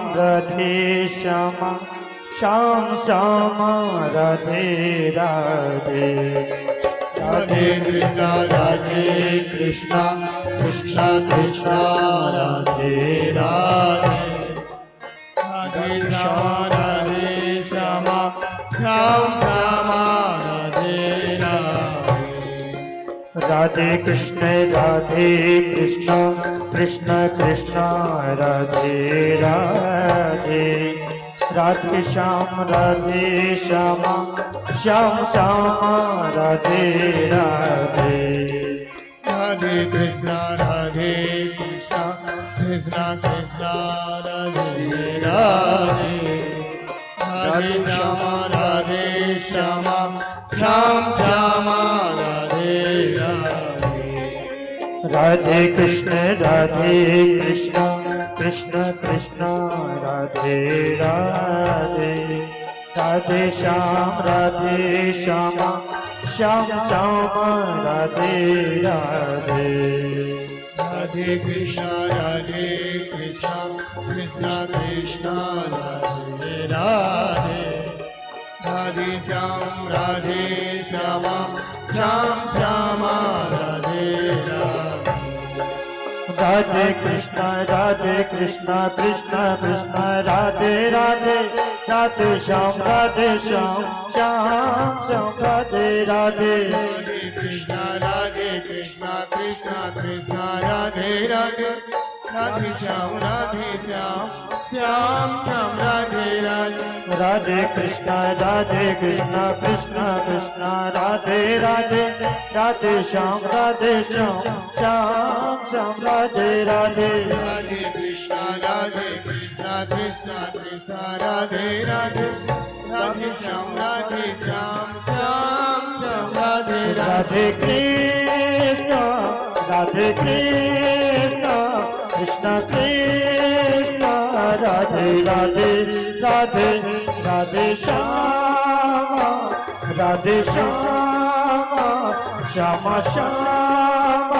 राधे राधे राधे। राधे कृष्ण कृष्ण कृष्ण राधे राधे, राधे श्याम श्याम राधे राधे। राधे कृष्ण कृष्ण कृष्ण राधे राधे, राधे श्याम श्याम राधे राधे। राधे कृष्ण कृष्ण कृष्ण कृष्ण राधे राधे। सभी लोग ताली बजाइए प्रेम से। राधे श्याम श्याम राधे राधे। राधे कृष्ण राधे कृष्णा कृष्णा कृष्णा राधे राधे श्याम श्याम श्याम राधे राधे कृष्ण कृष्ण कृष्ण राधे राधे। राधे श्याम श्याम श्याम राधे राधे। राधे कृष्णा कृष्णा कृष्णा राधे राधे राधे श्याम श्याम राधे राधे। राधे कृष्ण कृष्ण कृष्ण राधे राधे। राधे श्याम श्याम श्याम राधे राधे। राधे कृष्णा कृष्णा कृष्णा राधे राधे राधे श्याम श्याम राधे राधे कृष्ण कृष्ण कृष्ण राधे राधे राधे राधे श्याम राधे श्याम श्याम राधे राधे राधे राधे कृष्ण कृष्ण कृष्ण राधे राधे। राधे श्याम श्याम राधे राधे। राधे कृष्णा कृष्णा राधे राधे हरे श्याम श्याम राधे राधे कृष्ण कृष्ण कृष्ण राधे राधे। राधे श्याम श्याम राधे राधे। राधे कृष्णा कृष्णा राधे राधे हरे श्याम श्याम राधे राधे। राधे कृष्ण कृष्ण कृष्ण राधे राधे। राधे श्याम श्याम राधे राधे। राधे कृष्णा कृष्णा राधे राधे हरे श्याम श्याम राधे राधे। श्याम राधे राधे श्याम राधे राधे श्याम राधे राधे। श्री वृंदावन बिहारी लाल की जय। श्री राधा सर्वेश्वर भगवान की जय। श्री सदुर्देव भगवान की जय। श्रीमद्भागवत महापुराण की जय। श्री सुखदेव जी महाराज की जय। श्री परीक्षित जी महाराज की जय। श्री गंगा महारानी की जय। श्री हनुमान जी महाराज की जय। जय जय श्री राम। जय जय श्री राम।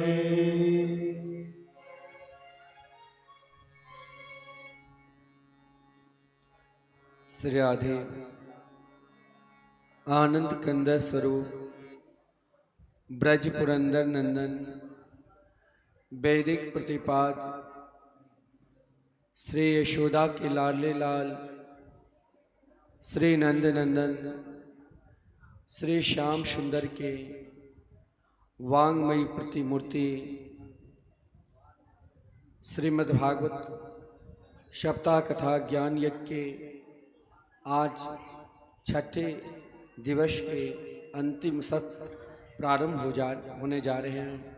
हम समस्त श्री पूनम चंद्र भोत्रा जी के परिवार तथा उपस्थित भागवत प्रेमी श्रोता समाज प्रथम सत्र में हम सब बड़े आनंद के साथ श्री भागवत के जो दिव्य रास की कथा है, हम सब श्री रास की कथा अमृत का रसास्वादन किया और स्वयं रास विहारी सरकार की दिव्य झांकी का आनंद लिया।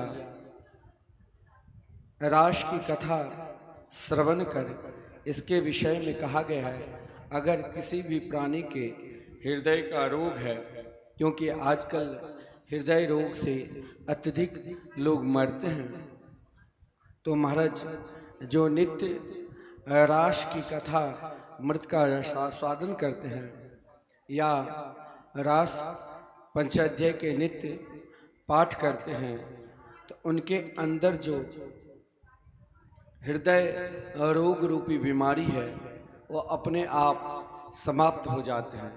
क्योंकि कहा गया है, भक्तिम पराम भगवते प्रतिलभ्य कामम। भगवान श्री कृष्ण के चरणार बिंद के भक्ति प्राप्त होते हैं और साथ में महाराज उनके समस्त कामना जो हृदय रोग रूपी कामना है वो समाप्त हो जाते हैं। भगवान अंबिका वन में महाराज नंद बाबा ने आज व्रत किया और अंबिका बन गए। अंबिका वन के माध्यम से नंद बाबा को अजगर निगलने की कोशिश की। भगवान ने उन अजगर का उद्धार किया। भगवान के चिंतन उन गोपियों ने युगल गीत के माध्यम से बड़ा विलक्षण किया। आज एक दिन देवर्षि नारद जी बीना बजाते हुए प्रभु का गुण गाते हुए महाराज सीधे मथुरा नगरी, जहाँ महादुर्दान पापी कंस रहता था, मथुरा नगरी में जब प्रवेश किया तो आज मानो कंस ने देवर्षि नारद जी को देखकर आज तक कभी उदास नहीं रहता था, लेकिन इस बार उदास। देवर्षि नारद जी जान गए कि कंस का उद्धार हमें करना है, जिस कारण महाराज 3 बार, इस बार अंतिम बार मिलने के लिए देवर्षि नारद जी आए।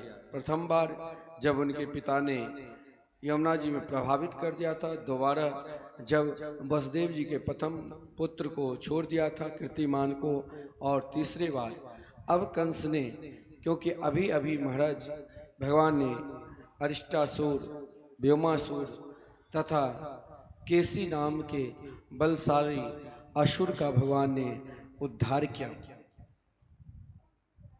आज देवर्षि नारद जी को कंस सदा सम्मान करते थे, आदर करते थे। देवर्षि नारद जी के चरणों में प्रणाम किया। देवर्षि नारद जी ने कंस से पूछा, अरे भाई तुम उदास क्यों? बोले गुरुदेव क्या बताऊं, अभी तक जितने भी असुर मेरे मित्र थे, सखा थे, अब लगता है एक भी नहीं बचा है। सब के सब महाराज जो भी वृंदावन गए लौट कर आए ही नहीं। लगता है कहीं न कहीं मेरा काल छुपा है ब्रजमंडल में।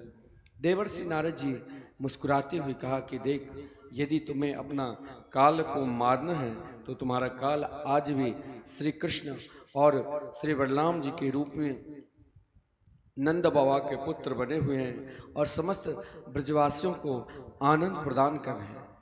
महाराज कंस ने बहुत क्रोध की, लगा कि वसुदेव ने हमसे छल किया है, कपट किया है, अभी वसुदेव को दंड दूं। लेकिन देवर्षि नारद जी ने कहा ऐसी गलती मत करना, क्योंकि श्री कृष्ण और बलराम दोनों भाई खेल के बहुत प्रेमी हैं। तुम्हारे पास आज भी खेल खेलने के लिए अभी भी तुम्हारे पास बहुत बड़े बड़े असुर सुरक्षित है, जिनके अंदर 60,000 हाथियों के बल है, जैसे चाणूर, मुष्टिक, सल, तोषक, और एक धनुष तुम्हारे पास है, जो धनुष स्वयं भगवान शिव ने प्रदान की है। और ये धनुष यज्ञ करो, अगर यज्ञ में सफलता मिल गई तो तुम सदा के लिए अमर हो जाओगे, और यदि सफलता नहीं मिलेगी तो महाराज फिर तुम आसानी से, तुम्हारे पास अभी बहुत सारे असुरगण हैं, उनके द्वारा मरवा देना श्री कृष्ण और बलराम को। लेकिन किसी तरह तुम्हें उन दोनों भाई को और समस्त ब्रजवासियों को आमंत्रण देना पड़ेगा और अपने मित्रगण को भी बुला लो। महाराज कंस ने आज रात्रि में सोया नहीं, और महाराज रात्रि के समय ही कंस अक्रूर जी के पास गए। अगर दुष्ट व्यक्ति अत्यधिक नमन करे तो मान लेना कोई हमसे गलत कार्य न करा दे। आज अक्रूर जी जैसे महात्मा जो जीवन में सोचा कि आज तक कंस ने कभी मेरे द्वार पर नहीं आया, आज प्रथम बार मेरे द्वार पर क्यों आया। अक्रूर जी ने जो ही कंस के नमन करने लगे, तुरंत कंस, जो कंस कभी अपने गुरुदेव गर्गाचार्य जी को सम्मान नहीं किया, जिसने जीवन में कभी सम्मान क्या होता है सम्मान जानते ही नहीं, लेकिन आज अक्रूर जी को साष्टांग प्रणाम किया। महाराज कंस ने कहा, अक्रूर जी आप सदा मेरे साथ रहे, आप एक महात्मा हैं। और आज से 30-32 वर्ष पूर्व जो आकाशवाणी हुई थी कि देवकी के अष्टम संतान मेरे लिए काल हुआ, वो काल आज भी सुरक्षित है और दोनों भाई कृष्ण बलराम के रूप में विख्यात है और दोनों आज भी सुरक्षित है, नंद बाबा के पुत्र बने। अक्रूर ये लो मेरा रथ और तुम समस्त ब्रजवासियों को, नंद इत्यादि जितने भी गोप हैं उन गोप को भी आमंत्रण करना और उन दोनों भाई को किसी तरह अक्रूर तुम ले आना। और मेरे पास उन दोनों को मारने के लिए बहुत व्यवस्था है। मैंने अपने समस्त मित्रों को बुला लिया, ग्रामीण अंचल जितने भी है सभी को आमंत्रण किए। और इतना ही नहीं, कंस ने अक्रूर से बार बार कहा कि मेरे पास अभी महाराज 10,000 हाथियों के बल वाले कुबलिया पीर हाथी है, 60 हजार हाथियों के बल वाले चाणूर, मुष्टिक, सल, तोषक इत्यादि असुर है, और मैं स्वयं आसानी से चाणूर मुष्टिक से युद्ध कराकर उन दोनों भाई को समाप्त कर दूंगा। और अक्रूर जी मैं विश्वास के साथ कहता हूं कि तुम एक बार जाओ और किसी तरह उन दोनों भाई को लाओ, फिर हम भारत के सम्राट हो जाएंगे और मथुरा की राजधानी अक्रूर जी मैं तुम्हें समर्पित कर दूंगा, तुम किसी तरह तो जाओ। अक्रूर जी ने कंस को समझाया कि अभी तक तूने पूतना, सक्टासुर, तृणावर्त, बकासुर, धेनकासुर, व्योमासुर और अभी अभी केसी नाम के असुर को भेज दिया, लेकिन तुम फिर भी भगवान के प्रभाव को नहीं जाने। मैं तो कंस कह रहा हूं कि तुम इतना मनोरथ मत करो। जो व्यक्ति अत्यधिक मनोरथ कर रहे हैं, अक्रूर समझा रहे, अक्रूर ने कंस को बार बार यही समझाया, मनोरथान करो तुच्चेर जनो दे हतानपि युज्यते हर्ष शोकाभ्याम तथाप्याज्ञां करोमि ते। अक्रूर ने जब कंस ने कहा आप जाओ और मेरे शत्रु को बुला कर लाओ, मैं तुम्हें मथुरा की राजधानी समर्पित कर दूंगा, तो अक्रूर कंस को समझाया कि देखो अति मनोरथ न करो। महाराज अति मनोरथ करना भी मन की बात मन में ही रह जाता है। हमने बहुत कुछ सोच लिया कि मुझे यहाँ भंडारा करना, ये दान करना, पुण्य करना है और व्यापार ये बढ़ाना है, और रात में सोते सोते महाराज हार्ट अटैक हो गया, तो सब मन में ही। तो अक्रूर जी ने एक दृष्टांत दी कि एक महाराज पुराने जमाने की बात था, राजस्थान की बात है कि एक महाराज कुली सामान ढोने वाले महाराज राजस्थान के किसी गांव के स्टेशन पर काम करता था। एक सेठ जी बरसों से पहले महाराज मिट्टी के घड़ा में लोग घृत रखता था। ये अक्रूर जी समझा रहे। महाराज उससे कहा भात ढोने वाले को, देख बेटा तू एक काम कर, ये जो मिट्टी के घड़ा है इसमें घृत भरा हुआ है, ये घृत तू बता क्या लोगे मेरे से पैसा, मेरे घर पर पहुंचा दो। वो ढोने वाला, हाथ ढोने वाला बोले कि देख सेठ, पुराने जमाने की बात है, बोले कि मैं तुमसे 100 रुपया लूंगा। सेठ ने सोचा चलो माँ 4-5 किलोमीटर है, 100 रुपया दे देंगे। और महाराज अब वो जो माथे पर मटकी ले लिया, लेकिन महाराज था भिखारी, दरिद्र, मन में सोच रहा है बार बार कि चलो इस 100 रुपया से कुछ ना कुछ काम धंधा करेंगे। पहले सोचा कि इन 100 रुपया से महाराज स्टेशन पर कुछ बिस्किट खरीद कर बेचने लग जाएंगे, उससे यदि अधिक धन हो जाएगा तो चाय बेचने लग जाऊंगा, उससे अधिक जब मैं कमाने लग जाऊंगा तो 2-4 भैंस खरीद लूंगा, भैंस दूध बेचकर महाराज एक मकान बना लूंगा, और मकान बनाने के पश्चात फिर हम विवाह कर लेंगे। विवाह करने के पश्चात जब 2-4 संतान हो जाएगी तो एक दिन हम क्या करेंगे, अपने पत्नी, ये वो माथे पर मिट्टी के घड़ा है और मन ही मन सोच रहा है, मनोरथ कर रहा है कि ये सब करूंगा। एक दिन जब 2-4 बच्चे हो जाएंगे तो एक दिन हम अपनी पत्नी से रूठ जाएंगे, और जब पत्नी मनाने के लिए आएगी कि देख तू भोजन कर ले, तो मैं अपनी पत्नी से कहूंगा जाओ मैं नहीं खाऊंगा। जो ही ऐसे कहा वो मिट्टी के घड़ा धड़ाम से फूट गया, और महाराज वो बेचारा उदास। सेठ ने डांटा, अरे पागल, तू सही होकर चले नहीं। बोले महाराज तुम्हारा तो केवल एक घृत का घड़ा समाप्त हुआ, और मेरे तो बने बनाए सारे परिवार नष्ट हो गए। तो महाराज कंस को बार बार अक्रूर जी ने समझाया कि इस प्रकार मनोरथ मत करो कि हम स्वयं श्री कृष्ण और बलराम को बुलाकर उन्हें समाप्त कर देंगे। अरे उन्हें समाप्त करने वाला कोई नहीं है। लेकिन अंत में कंस अक्रूर जी को मारने के लिए बिल्कुल तैयार हो गए। अक्रूर जी ने सोचा इन दुष्ट के हाथ से क्यों मरूं, क्यों नहीं प्रभु से मना कर दूं कि आप मत आना।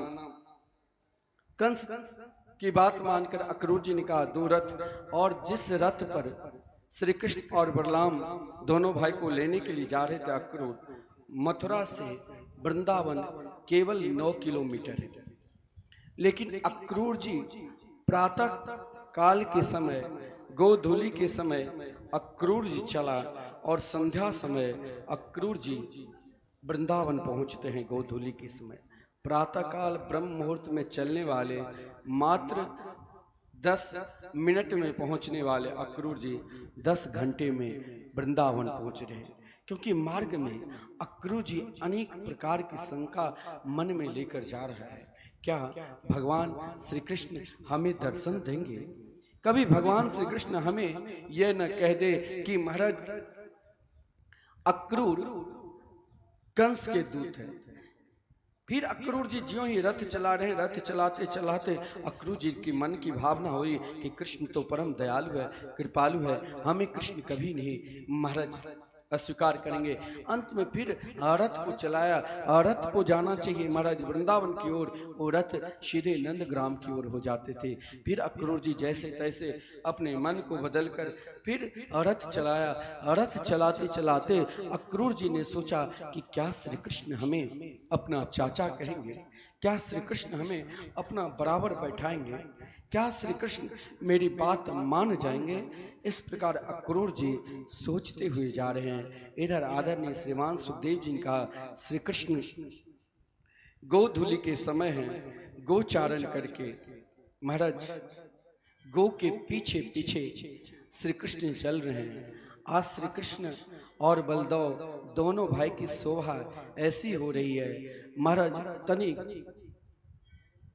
सूर्य की कांति पड़ने से सांवला सलोना श्री कृष्ण के मुखार बिंद पर हल्का सा पसीना के बूंद टपक रहे थे, जिस कारण और गौ के पीछे पीछे चलने से महाराज गौ के चरण धूल श्री कृष्ण के मुखार बिंद पर पड़ रहा था। यमुना जी के चमकीले रेत श्री कृष्ण के संपूर्ण मुख में लग गए थे, जिस कारण श्री कृष्ण की ऐसी शोभा हो रही थी मानो कोई साक्षात देवता आकर भगवान को श्रृंगार करके चले गए हो। इधर अक्रूर जी उन दृश्य को महाराज देख रहा था। अक्रूर जी ने सोचा कि कुछ पल के लिए प्रभु के इस रूप को देखूं। महाराज अक्रूर जी तब तक वृंदावन आ गए और महाराज भगवान रथ से उतरकर भगवान के पीछे पीछे चले। इधर जब गौशाला में श्री कृष्ण गए, गौओं को महाराज गौशाला में रख दिया। आज गौएं घास नहीं खा रही थी, आज गौएं एक नजर से श्री कृष्ण की ओर देख रही थी। इधर महाराज जो ही अक्रूर जी गौशाला में पहुंचा और गौशाला में पहुंचते ही श्री कृष्ण ने जब अक्रूर जी को देखा तो महाराज अक्रूर जी जिस प्रकार हम भगवान के लिए अपने मन में सोचेंगे वो ठाकुर जी का अगर हम सही में प्रेम करते हैं तो एक दिन ठाकुर जी जरूर हमें पूर्ति करेंगे। महाराज अक्रूर जी ने सोचा क्या श्री कृष्ण हमें चाचा कहेंगे। महाराज श्री कृष्ण ने अक्रूर जी को देखते ही बार बार चाचा कहकर पुकारने लगे। इतना ही नहीं, श्री कृष्ण ने अक्रूर जी को साष्टांग प्रणाम किया। महाराज अक्रूर जी आज श्री कृष्ण की अवस्था 11 वर्ष 52 दिन के हो गए। अक्रूर जी ने जब श्री कृष्ण के सुंदर अलौकिक सांवला सलोना उनके रूप को देखा तो अक्रूर जी के नेत्र सजल हो गए। अक्रूर जी ने कहा, कन्हैया हम कोई दर्शन करने के लिए नहीं, कंस जैसे दुराचारी, कंस जैसे पापी हमें भेजा है आप दोनों को लाने के लिए। भगवान मुस्कुराने लगे क्योंकि देवर्षि नारद जी ने उससे पहले ही आकर भगवान की स्तुति की कि प्रभु अभी बहुत सारे लीला बाकी है, जल्दी आप कंस का उद्धार करिए, द्वारका लीला अभी संपूर्ण बाकी ही है। तो महाराज देवर्षि नारद जी जिस समय प्रार्थना की थी कि मैं परसों कंस को मरा हुआ देखना चाहता हूं, तो भगवान ने देवर्षि नारद जी की लौटा दिया था। भगवान सबको जानते थे। अक्रूर जी ने भी यही प्रार्थना की। कंस विशाल धनुष यज्ञ कर रखा है जिसमें बहुत बड़े बड़े ग्रामीण अंचल के लोग पधारे हैं और महाराज जिन ग्रामीण अंचल के जो लोग पधारे हैं उसमें केवल आपको मारने के लिए महाराज उद्देश्य से कंस के पास अभी भी चारों ओर मुष्टिक सल तोषक और मुख्य द्वार पर कुबलियापीठ नाम के हाथी को खड़े रखे। हे प्रभु, कहाँ वो दुर्दांत कंस इस सुकोमल शरीर को आप मथुरा मत ले जाओ। हे मेरे गोविंद, हे मेरे गोपाल, मेरी प्रार्थना है। श्री कृष्ण अक्रूर जी को बहुत समझाया कि चिंता मत करो, हम परसों जरूर कार्तिक मास कृष्ण पक्ष एकादशी तिथि को अक्रूर जी वृंदावन आते हैं। द्वादशी तिथि को भगवान अक्रूर जी को स्वागत किया, त्रयोदशी को प्रस्थान करता है, चतुर्दशी को यानी जिस दिन भगवान शंकर जी के दिन है उन दिन ही भगवान कंस का उद्धार करते हैं। भगवान ने कहा, अक्रूर जी आप क्यों घबरा रहे हो, मैं परसों जरूर उन दुष्ट दुराचारी पापी कंस का उद्धार करूंगा। अक्रूर जी को स्वयं आज श्री कृष्ण और बलराम दोनों भाई उंगली पकड़कर महाराज जब महल में ले गया, नंद बाबा ने अक्रूर जी को देखा, बहुत स्वागत सत्कार किया। बोले कि मैं मथुरा की कुशल समाचार क्या पूछूं, जहां कंस जैसे दुराचारी पापी है वहां मथुरा वासी कैसे कुशल होंगे। महाराज फिर भी नंद बाबा ने अक्रूर जी को स्वागत किया और कहा, मित्र किस अभिप्राय से आप आए हैं। अक्रूर जी ने कहा, अब अक्रूर जी सोचा कि मैं असत्य बोलूं या सत्य कहूं। एक तरफ नंद बाबा यशोदा की ओर देख रहे थे, एक तरफ महाराज श्री कृष्ण की ओर देख रहे थे। श्री कृष्ण ने कहा, मैं जैसा कहा हूं उसी प्रकार आप बोलना। तो अक्रूर जी ने कहा, कंस विशाल धनुष यज्ञ कर रखा है और स्वयं समस्त ब्रजवासियों को आमंत्रण दिया, नंद बाबा विशेषकर, और आपके परम प्रिय पुत्र श्री कृष्ण और बलराम के लिए स्वयं अपना रथ भेजा है कि इस खेल को देखने के लिए ये दोनों भाई जाए। आज माता यशोदा स्वयं अपने हाथ से अपने लाल के लिए व्यंजन तैयार की, लेकिन महाराज जिस समय अक्रूर जी, देखिए कोई घटना घर में घटे तो घटना तभी सुनाना चाहिए, कोई दुख की समाचार हो तो तभी सुनाना चाहिए, जो हमारा सब जब स्वयं को भोजन कर ले प्रसन्नता में रहे। लेकिन अक्रूर जी ने एक गलती कर दी। जब नंद बाबा ने पूछा, उस समय नंद बाबा और अक्रूर जी सबके सब भोजन कर लिए थे, लेकिन जब तक माता यशोदा नहीं खाती तब तक कन्हैया नहीं खाते। और उसी समय अक्रूर जी ने कहा, माता यशोदा मुख में ग्रास लेने ही वाले थे, कहा, अरे अक्रूर तू क्या बोल रहे हो, यदि तुम्हें मेरा प्राण चाहिए तो मैं अपने प्राण दे सकती हूँ, लेकिन मैं अपने प्राण से प्रिय अपने कन्हैया को नहीं दे सकती हूँ। अक्रूर, चाहे तुम्हें मेरा प्राण चाहिए तो तू मेरा प्राण ले ले। बार बार माता यशोदा रुदन कर रही थी। श्री कृष्ण ने आकर कहा, देख मैया मुझे जाने दो, मैं परसों लौट कर आ जाऊंगा। नंद बाबा भी यशोदा को बहुत समझाया, लेकिन माँ की हृदय तो माँ ही जान सकते। इधर बार बार महाराज श्री कृष्ण स्वयं समझा रहे हैं, लेकिन महाराज मैया यशोदा, आज भगवान भी सोच लिया कि मैं किसे किसे समझाऊं। प्रातः काल महाराज घर में कोई घटना होती है तो पशु पहले जान जाते हैं, और गौ माता तो पहले, गौ माता कोई पशु नहीं, गौ माता तो साक्षात श्री कृष्ण के ही अभिन्न स्वरूप है। आज जिन गौ माता श्री कृष्ण जिनके पीछे पीछे सदा चलते रहते थे, आज गौशाला में गौ माता घास नहीं खाई, एक नजर से श्री कृष्ण की ओर देख रही थी। इतना ही नहीं महाराज, आज जो मैया यशोदा रोज कन्या के लिए ताजो माखन तैयार कर कहते, जाओ गौचारण के वक्त माखन खा लेना। जब गौ नहीं खाती तो स्वयं कन्हैया नहीं खाती। लेकिन महाराज आज ऐसी दशा होगी जो महाराज कोई खा ही नहीं। इधर रात्रि हो गई। मैया यशोदा ने अपने नन्हे से छोटे से लाल को हृदय से लगाकर कक्ष में महल में सोने के लिए गई, लेकिन मैया यशोदा को लगा कल कन्हैया हमें छोड़कर चला जाएगा, जिस कारण कन्हैया तो सो गए, लेकिन माता यशोदा को नींद नहीं आ रही थी।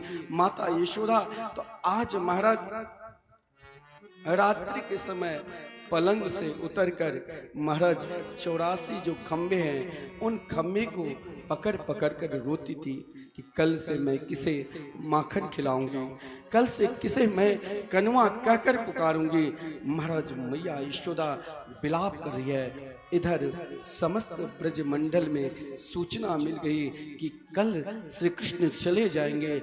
महाराज समस्त ब्रजांगनाएं अपने घर में काम धंधा छोड़कर यशोदा जी के महल, नंद बाबा के महल के समीप जिस मार्ग से श्री कृष्ण जाने वाले थे उन मार्ग पे आकर विधाता पे कोप किया और विधाता से कहा, ओहो विधातस तब न क्वचित् दया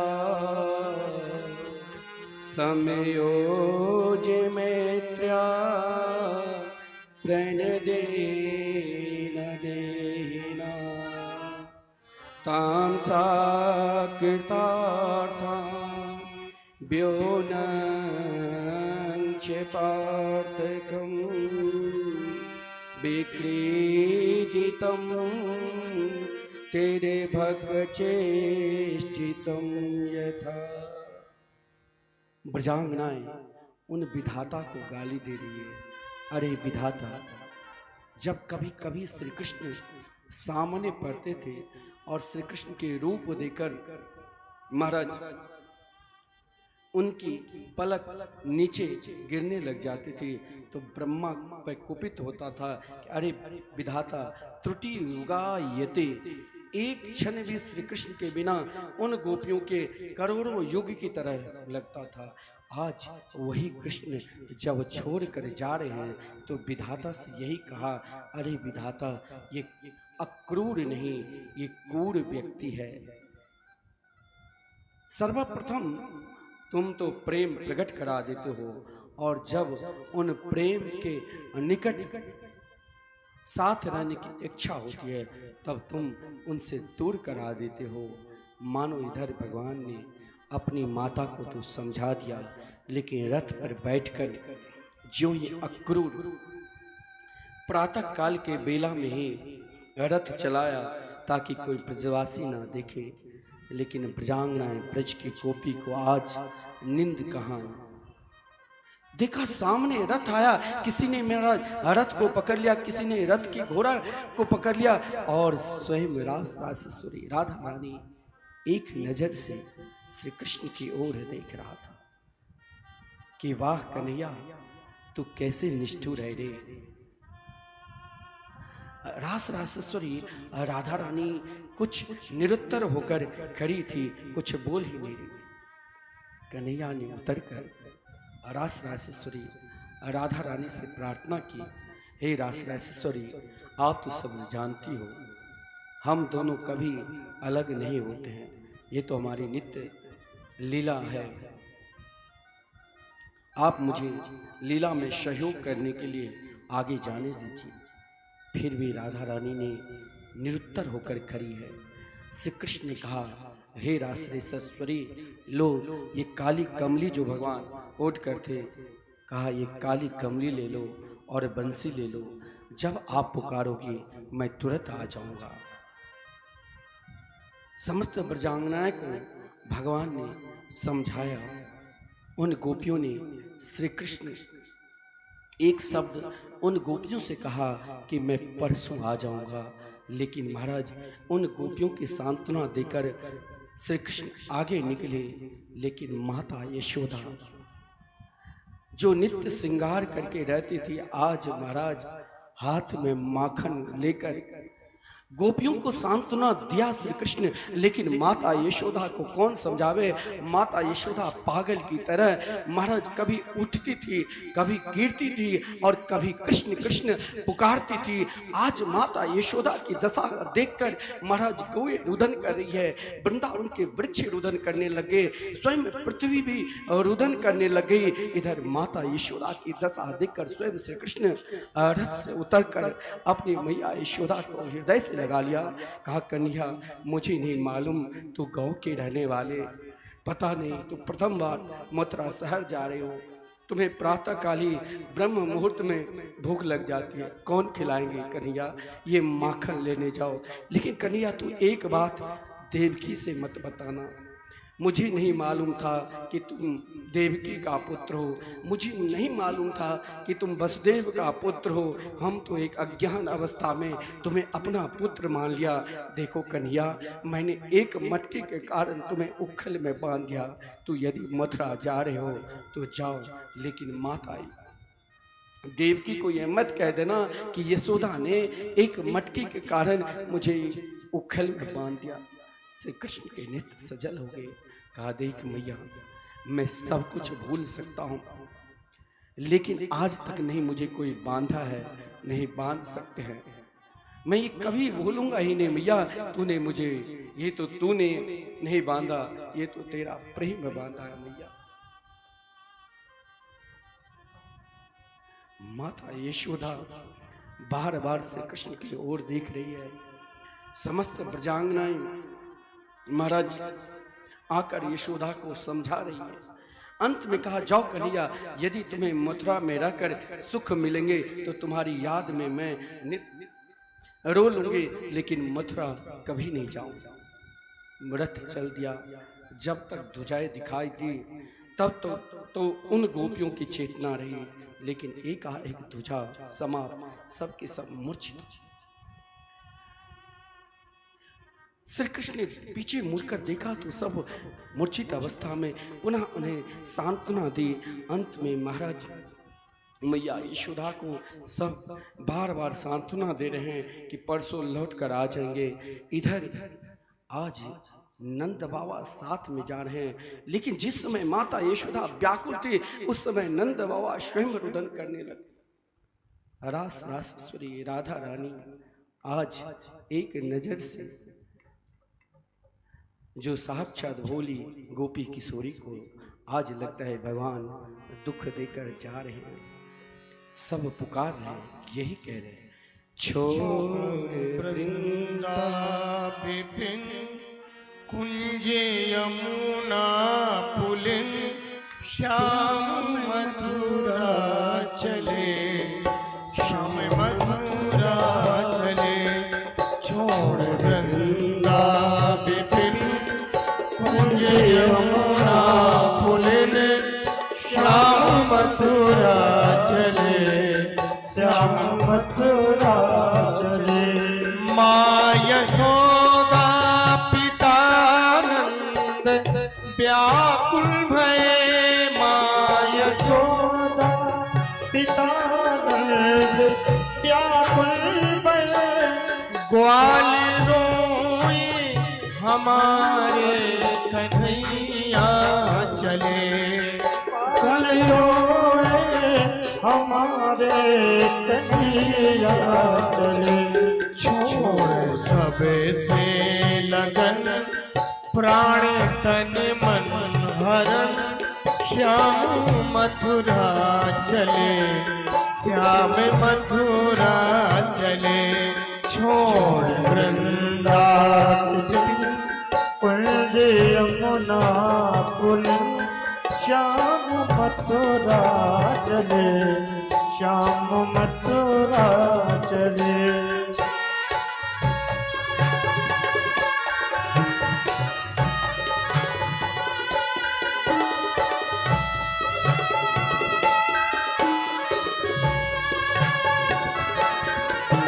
हाय मोहन बिना चैन कैसे पड़े, हाय मोहन बिना चैन कैसे पड़े, कौन नवनीत माखन की चोरी करे, कौन नवनीत माखन की चोरी करे। गैया करती रुदन प्राण तन मन हरण, श्याम मथुरा चले, श्याम मथुरा चले। छोड़ वृंदा विपिन कुंज यमुना पुलिन श्याम मथुरा चले, श्याम मथुरा चले। ओ श्याम मथुरा चले, श्याम मथुरा चले, श्याम मथुरा चले, श्याम मथुरा चले। समस्त प्रजांगनाएं सब की सब पुकार रही है। आज अक्रूर जी को लगा कि मैंने बहुत बड़ी गलती कर दी, चाहे मुझे कंस मार देता मैं स्वीकार कर लेता, लेकिन इन हजारों लाखों प्रजांगनाएं को रोते हुए देखकर अक्रूर जी को एकाएक हृदय में बासल प्रेम उमड़ पड़ा। तब तक संध्या बंधन हो गई थी। वृंदावन और मथुरा के बीच में अक्रूर घाट है, सीमा है। यमुना की धारा बह रही थी। भगवान समीप अक्रूर जी के पास है। अक्रूर जी ने श्री कृष्ण से प्रार्थना की, कन्हैया जरा मैं संध्या बंदन कर लूं। भगवान ने कहा ठीक है चाचा जी, आप संध्या बंदन कर लो।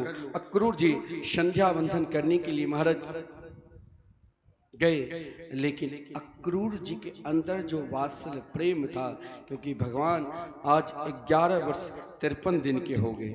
जो ही अक्रूर जी ने यमुना जी में डुबकी लगाई, भगवान भी रथ से उतरकर यमुना जी में डुबकी लगाया और सीधे वृंदावन के संतों का सिद्धांत है कि भगवान वृंदावन से कहीं बाहर जाते ही नहीं, इसीलिए केसी घाट में सीधे डुबकी मारकर ऊपर हुआ और निधि वन में प्रवेश कर गए। इधर स्वयं अपने ऐश्वर्य को, जो वसुदेव नंदन उन ऐश्वर्य को माधुर्य रूप में भगवान सदा वृंदावन ही रहे, क्योंकि भगवान की प्रतिज्ञा है कि पाद मेकम न गच्छामि त्यक्त्वा वृंदावनम मुने।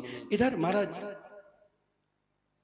अक्रूर जी ने भगवान की सुंदर स्तुति भी की। बोले मैं क्या देख रहा हूँ, कभी साक्षात भगवान विष्णु के रूप में, विराट रूप में, तो कभी नन्हे नन्हे दो बालक के रूप में। अक्रूर जी की बुद्धि काम नहीं कर रही है। पुनः रथ पर बैठ गया, रथ चलाने लग गए। महाराज जब मथुरा में प्रवेश की, मथुरा में प्रवेश करते ही अक्रूर जी प्रभु से प्रार्थना की कि हे मेरे गोविंद गोपाल, आप ये छोटी सी जो कुटिया दिखा रही है वो आपकी ही है। लेकिन भगवान ने कहा देखो अक्रूर, जब तक हम कंस जैसे पापी का उद्धार नहीं करेंगे तब तक किसी मथुरावासी के घर में प्रवेश नहीं करेंगे, क्योंकि नंद बाबा ग्वालवाल सखा के साथ भी मथुरा के समीप ही मसानी नाम का स्थान है, जहाँ पर भगवान रात्रि में विश्राम किया। इधर कंस ने घोषणा कर दी कि कोई भी श्री कृष्ण को स्वागत नहीं करना, लेकिन स्वागत करने के लिए श्री कृष्ण के प्रभाव सब पहले ही जान जाते हैं। श्री कृष्ण के विषय में समस्त मथुरावासी को मालूम था, क्योंकि व्यापारी जान जाते हैं कि आगे कौन प्रधानमंत्री कौन राजा होंगे, तो पहले से ही स्वागत करने लग जाते हैं। तो समस्त मथुरा के व्यापारी सब के सब अपने अपने अटारियों पर खड़े होकर महाराज उनके घर की बहू बेटी सब की सब फूलों की बारिश भगवान के ऊपर कर रहे थे। और महाराज अनेक वृंदावन के सखा के साथ साथ मथुरा में भी अनेक सखा हो गए।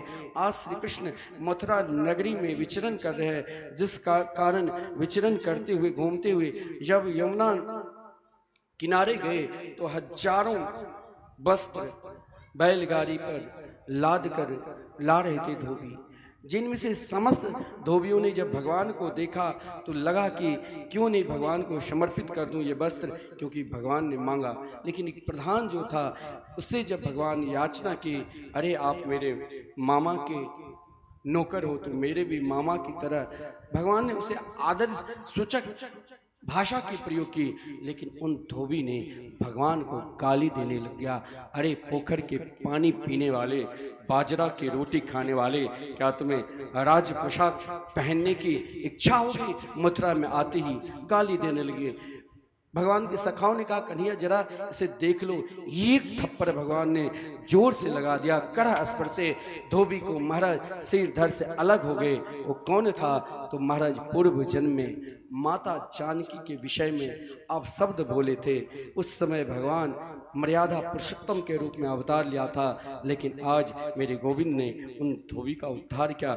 समस्त सखाओं से कहा लो सब भगवान को वस्त्र समर्पित कर दिए। समस्त सखाओं ने उन राज पोशाक को तो पहन लिया, लेकिन बहुत बड़े बड़े पोशाक थे। कंस ने सोचा था जब श्री कृष्ण और बलराम को समाप्त कर देंगे तब अपने मित्र गणों को भेंट विदाई देंगे। लेकिन महाराज श्री कृष्ण के सखाओं लगता था उन वस्त्र पहनकर कि महाराज कोई भोलेनाथ के दूत बारात थी। आगे महाराज एक दर्जी था जिसके अंदर हजारों दर्जी काम करते थे। श्री कृष्ण और बलराम की सुंदर शोभा को देखकर उन दर्जी के जो मुख्य प्रधान था आकर श्री कृष्ण के चरणों में प्रणाम किया। बोले प्रभु जरा मैं इन वस्त्र को सही कर दूं। भगवान ने कहा यही तो मैं चाहता था। देखते ही देखते समस्त वस्त्र को बढ़िया से एक नंबर बनाकर समस्त सखा ग्वाल वालों को पहना दिया और श्री कृष्ण और बलराम के भगवान ने उन्हें भी सहज मुक्ति प्रदान की, क्योंकि वो दर्जी पूर्व जन्म में महाराज जनक के राजधानी मिथिला क्षेत्र के रहने वाले थे और प्रभु श्री मर्यादा पुरुषोत्तम राम के लिए जब दुल्हा बनकर आए थे तो वस्त्र तैयार किया। लेकिन उन दर्जी की इच्छा थी कि आज मैं प्रभु को ये वस्त्र पहनाऊं, लेकिन महाराज जनक ने मना कर दिया। भगवान जान गए, बोले इंतजार करो कृष्णा अवतार की। आज उनकी प्रतीक्षा महाराज जो वर्षों से प्रतीक्षा कर रहे थे, आज महाराज सफलता मिली, अपने आप को धन्य हो गए। आगे महाराज एक सुदामा नाम के माली मिला। महाराज श्री कृष्ण को देखकर, उनके सखाओं को देखकर उनकी भी इच्छा हुई कि माला कंस के पहनाने लायक नहीं है, मैं अपने गोविंद गोपाल को पहनाऊं। सब बहुत स्वागत सत्कार किया। महाराज एक 3 जगत से टेढ़ी कुबजा लोग नकारते थे, लेकिन हर व्यक्ति के अंदर समस्त अवगुण है तो कहीं गुण है, और समस्त गुण है तो कहीं ना कहीं अवगुण है। कुब्जा को देखकर लोग हंसते थे, लेकिन कुब्जा रोज कंस के तिलक करने के लिए स्वयं जाती थी, कंस के दूत आते थे लेने के लिए। आज जिस मार्ग से श्री कृष्ण जा रहे हैं, कुब्जा ने देखा कि महाराज ये अलौकिक रूप, उन सुंदरता को देखकर कुब्जा एक नजर से श्री कृष्ण की ओर देखने लग गई। महाराज श्री कृष्ण भी कुब्जा की ओर, श्री कृष्ण ने कहा, माता जरा ये मेरे मित्रगण है, इसे आप तिलक लगाओ, क्योंकि मधुमंगल ने कहा था कन्हैया बिना तिलक के मस्तक प्रेत के मस्तक की तरह माना जाता है। महाराज उन कुब्जाओं ने श्रृंगार की, सर्वप्रथम बलदेव भैया को, श्री कृष्ण के उनके सखा को, भगवान के सखा ने कहा कन्हैया जरा इनका भी कल्याण कर दो। देखते ही देखते कुब्जा को विश्व सुंदरी बना दिया। कुब्जा ने भगवान को हाथ पकड़े, बोले चलो मेरे घर, बोले आऊंगा समय पर। भगवान महाराज जो कुब्जा को कल तक लोग कुब्जा कहकर पुकारते थे, आज वही कुब्जा को देखकर अप्सराएं भी मोहित हो गई। जिसे स्वयं बांके बिहारी स्वीकार कर ले, दुनिया गाली दे तो भी मेरे ठाकुर के सबसे प्रिय हो जाते हैं। एक बार जब हम कह देते हैं कि हम भगवान के हैं और भगवान हमारे हैं, केवल यही कहने की जरूरत है। दिन में 10 महाराज कंस ने यज्ञ कल होने वाला था, लेकिन एक दिन पहले ही भगवान धनुष यज्ञ में प्रवेश करते हैं, जहां 10,000 सुरक्षा कर्मी तैयार है। महाराज भगवान जिस समय धनुष यज्ञ में प्रवेश करने वाले थे, सुरक्षा कर्मी ने रोक दिया, लेकिन श्री कृष्ण और बलदेव भैया बड़े आसानी के साथ मानो एक दिन पहले ही विशाल धनुष को चकनाचूर कर दिए, धनुष को 2 टुकड़ी करके, और वही धनुष से महाराज 10,000 सुरक्षा कर्मी को समाप्त कर दिया। यानी मथुरा प्रवेश ही करते ही 10,000 असुरों को भगवान ने, आतंकवादियों को भगवान ने समाप्त किया। महाराज ये सूचना जब कंस को मिली तो कंस घबरा गए, लेकिन चाणूर मुष्टिक शल्य तोषक ने कहा घबराने की कोई बात नहीं। प्रातः काल हुआ, आज श्री कृष्ण जब महाराज प्रवेश कर रहे हैं, समस्त मथुरावासी अपने अपने अनुसार दर्शन कर रहे हैं। महाराज श्री कृष्ण जब प्रवेश किया तो सर्वप्रथम 10,000 हाथियों के बल वाले कुबलिया पीढ़ हाथी गर्जना करते हुए श्री कृष्ण की ओर बढ़े। महावत बार बार कहा मारो मारो, लेकिन आज श्री कृष्ण देखते ही देखते 10,000 हाथियों के बल वाले कुबलिया पीढ़ हाथी को उद्धार कर दिया। महाराज श्री कृष्ण की शोभा ऐसी विलक्षण, मानो उनकी शोभा को तनिक उन हाथी को जो भगवान उद्धार के, उनके रक्त भगवान के मुख पर पड़ने से भगवान की शोभा भी बहुत विलक्षण थी। और दोनों भाई एक एक हाथी के दांत लेकर अपने, महाराज आज वीर रस के प्रतीक श्री कृष्ण हैं, लेकिन वही वीर रस के प्रतीक श्री कृष्ण जब अंदर प्रवेश किए तो महाराज कंस विशाल सिंहासन पर 18 हाथ ऊंचे सिंहासन पर देख रहा था।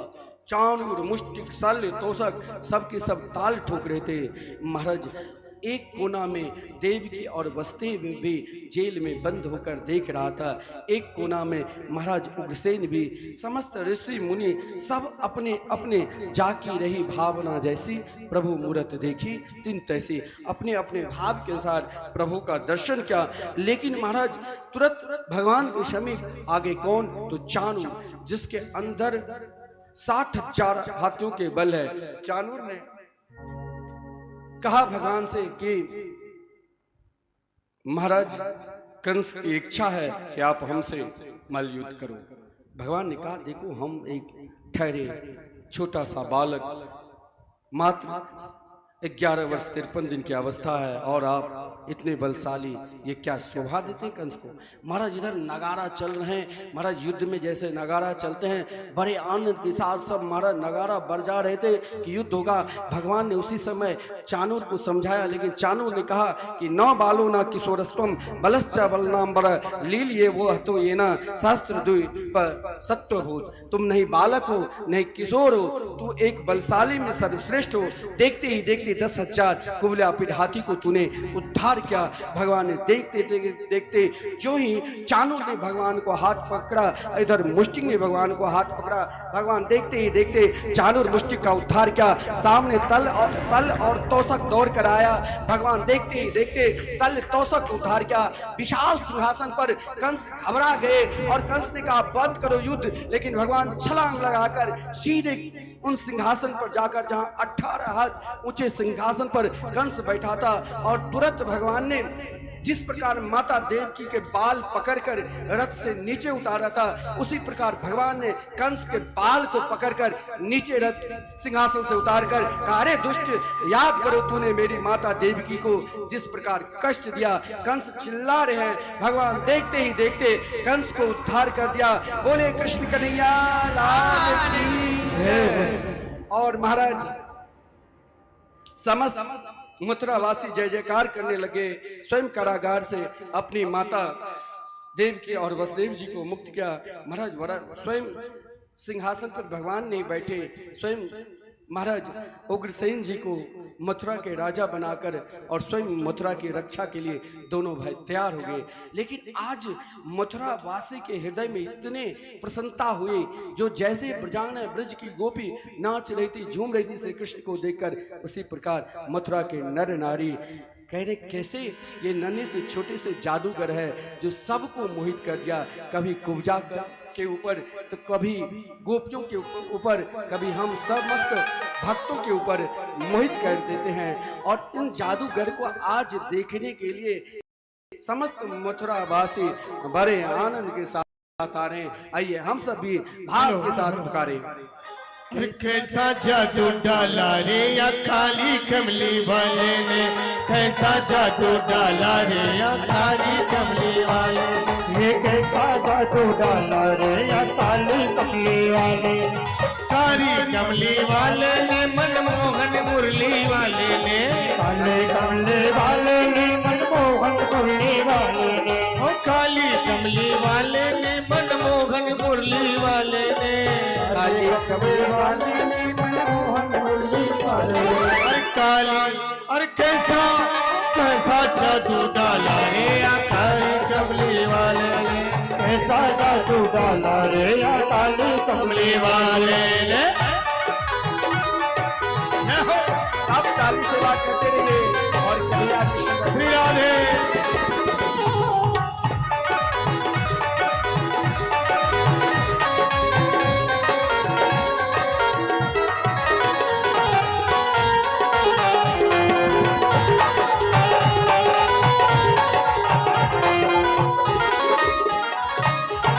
जब ही श्याम मथुरा में आए, जब ही श्याम मथुरा में आए, जब ही श्याम मथुरा में आए, जब ही श्याम मथुरा में आए, खूब जापे खूब जापे खूब जापे जादू डाला रे या काली कमली वाले ने, जादू डाला रे या काली कमली वाले ने, हाँ कैसा जादू डाला रे या काली कमली वाले ने, कैसा जादू डाला रे या काली कमली वाले ने।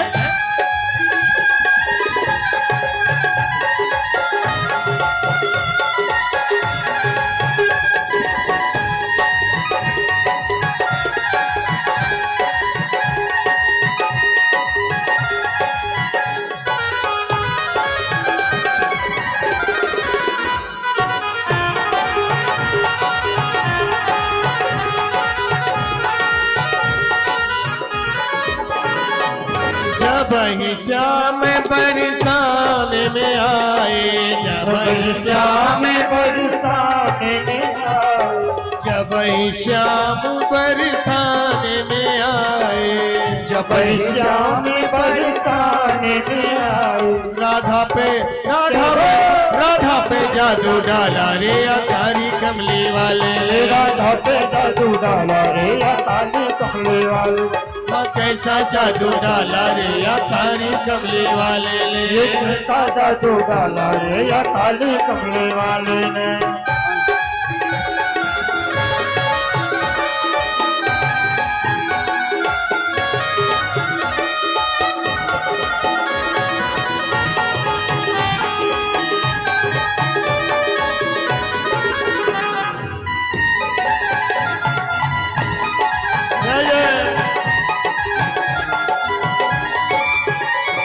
जब ही श्याम जमुना तट आए, जब श्याम यमुना तट आए, जब ही श्याम यमुना तट आए, जब श्याम यमुना तट आए, सखियों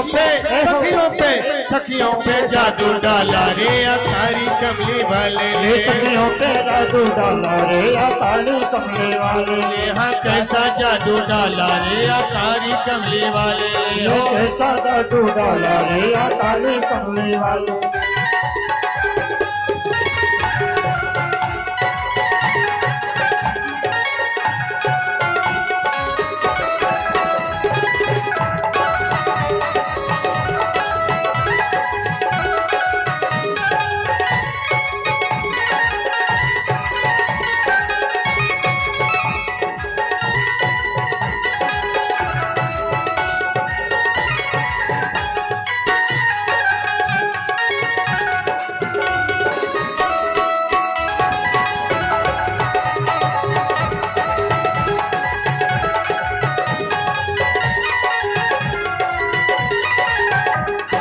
जब ही श्याम पन घट पे आए, जब श्याम पन घट पे आए, जब ही श्याम पन घट पे आए, जब श्याम पन घट पे आए, जब ही श्याम पन घट पे आए, जब श्याम पन घट पे आए, सब सखियों पे जादू डाला रे अकारी कमली वाले ने।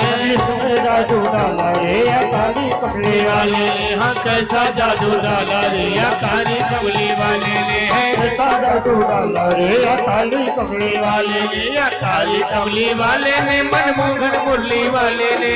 काले कमले वाले ने मनमोहन मुरली वाले ने।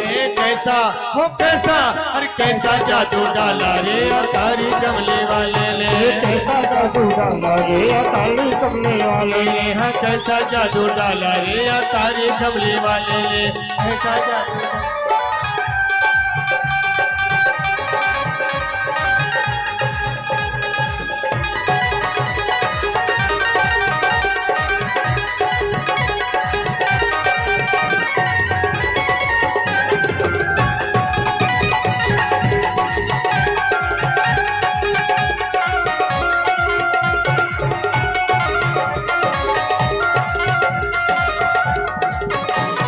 कैसा जादू डाला रे अकारी कमली वाले ने। हाँ कैसा जादू डाला रे वाले ने। हाँ कैसा जादू डाला रे अकारी कमली वाले ने। कैसा जादू डाला रे अकाली कमले वाले ने।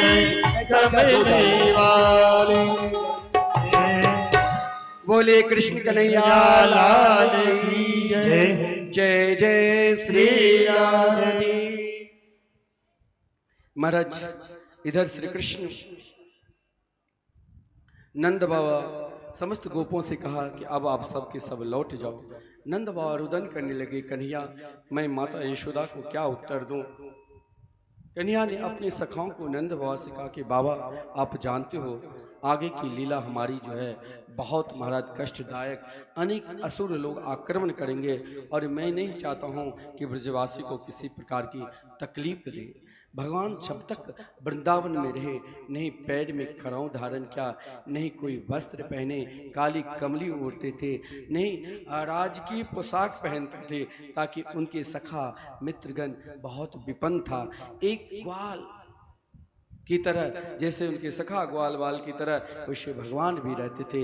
लेकिन महाराज उस समय नंद बाबा की क्या दशा हुई होगी, और जब यशोदा जी को सूचना मिली कि कन्हैया नहीं आए, उस समय नंद बाबा यशोदा की क्या दशा हुई होगी, जरा आप स्वयं कल्पना करना। इधर श्री कृष्ण के यज्ञोपवीत संस्कार हुआ, और यज्ञोपवीत संस्कार के पश्चात गुरुकुल विद्या अध्ययन करने के लिए गए। जिस गुरुकुल में महाराज सुदामा जी के साथ मित्रता हुई, सुदामा चरित हम कल श्रवण करेंगे। और महाराज 64 दिन में रहकर गुरुकुल में महाराज 64 प्रकार के विद्या से निपुण होकर, और महाराज जिस क्रम में सुदामा जी को श्राप भी लगा, चना गुरु माता ने दिया था, जिस कारण महाराज और गुरु दक्षिणा में स्वयं गुरु पुत्र जो मर गए थे, समुद्र में डूब गए थे। महाराज जिस क्रम में भगवान पंचजन नाम के राक्षस का उद्धार किया, और पंचजन नाम के शंख को प्राप्त किया, शंखासुर नाम के राक्षस को, और महाराज स्वयं यमलोक जाकर महाराज यमराज से भगवान ने कहा कि मेरे गुरु पुत्र को आप समर्पित कर दो। तनिक यमराज ने क्रोध किया कि जो मर गया है और जैसा कर्म किया उसे भोगना पड़ेगा। भगवान ने फिर भी यमराज से कहा गुरु पुत्र मिहानितम। यमराज ने अनसुनी कर दी। भगवान ने कहा निज, यमराज फिर कह दिया निज कर्म निबंधनम, जो जैसा कर्म किया वैसा भोगना पड़ेगा, मैं नहीं दे सकता हूँ। भगवान फिर भी कहा ये मैं आज्ञा दे रहा हूँ, आनी स्व महाराजा, जल्दी मेरे गुरु पुत्र को ला कर दो।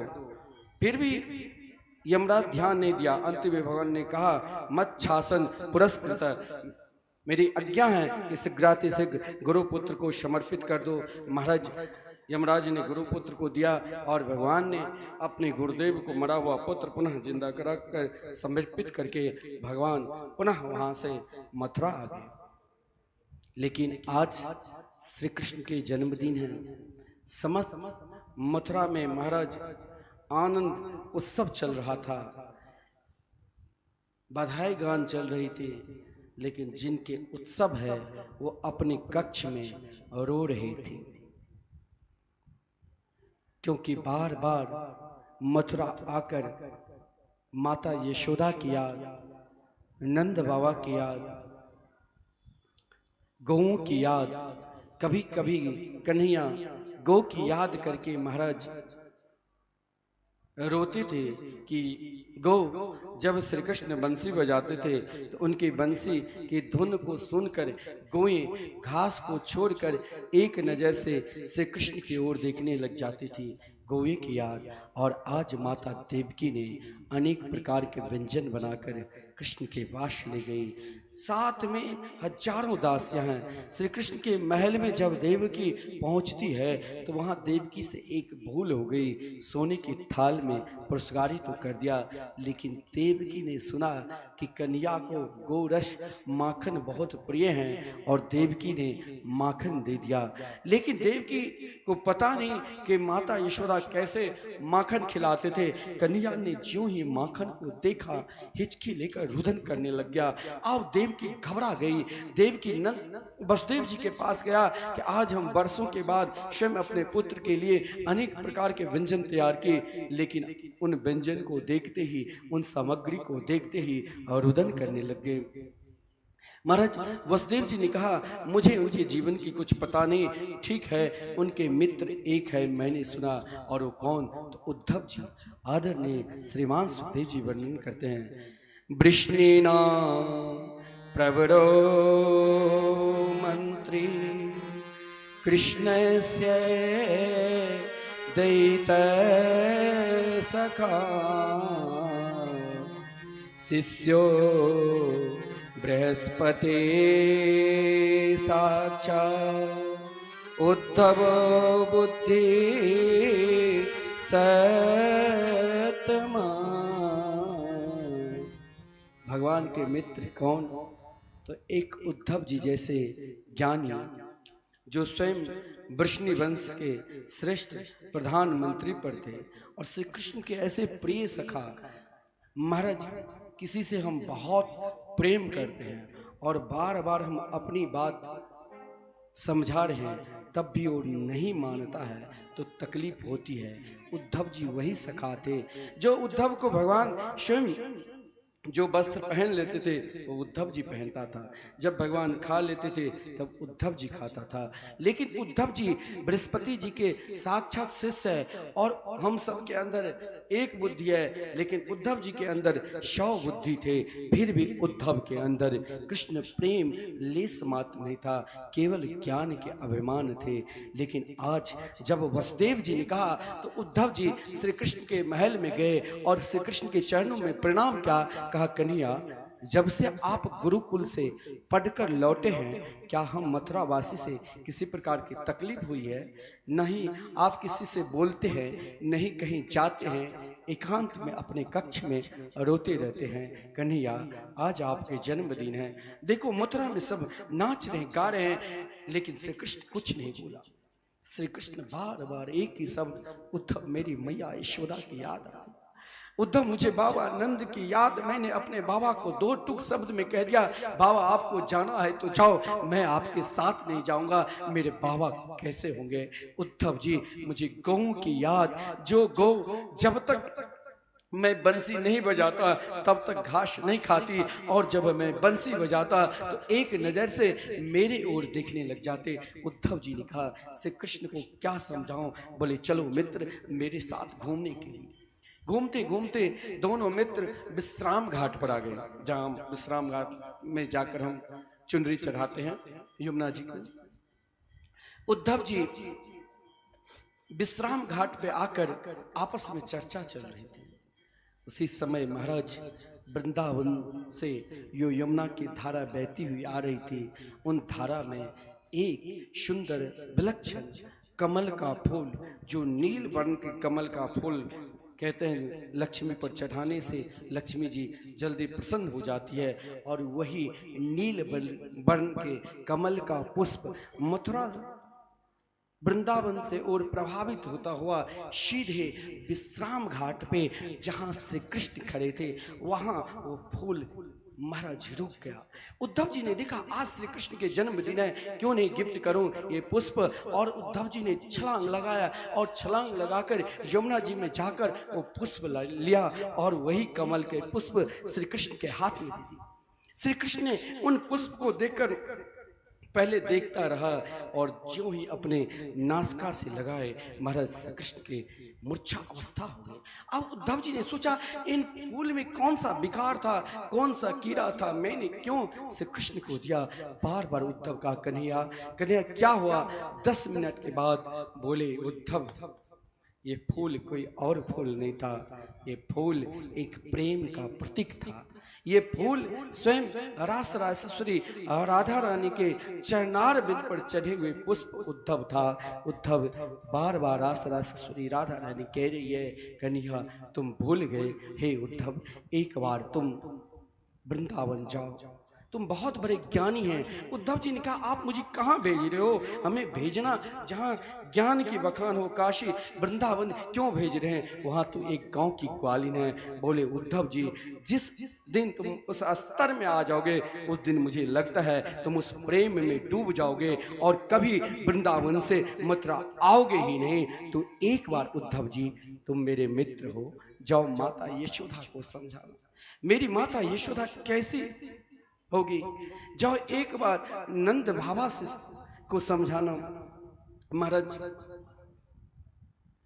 आदि श्लोक में अपनी माता यशोदा नंद बाबा का वर्णन किया, लेकिन 6 श्लोक में उन गोपियों का वर्णन किया कि उद्धव जी एक बार उन ब्रजांगनाओं को भी सांत्वना देना। उद्धव जी ने कहा कि क्योंकि उन गोपियों की प्रतिज्ञा थी कि श्री कृष्ण के सिवा किसी औरों को देखती भी नहीं थी, लेकिन भगवान ने उद्धव जी को अपना रथ दे दिया, स्वयं अपना वस्त्र दे दी, अपने बराबर बना दिया। फिर भी उद्धव जी ने कहा कुछ पत्र लिखो। भगवान ने उस प्रेम का प्रतीक जो पत्र था उसमें 2 भाव लिखा। पहला रास राजेश्वरी राधा रानी से प्रार्थना की, हे राधे वृषभान सुते ललिते, मैंने कौन कियो अपराध तिहारो, काठ दियो ब्रज मंडल ते, अब और हूँ दंड दियो कछु भारो।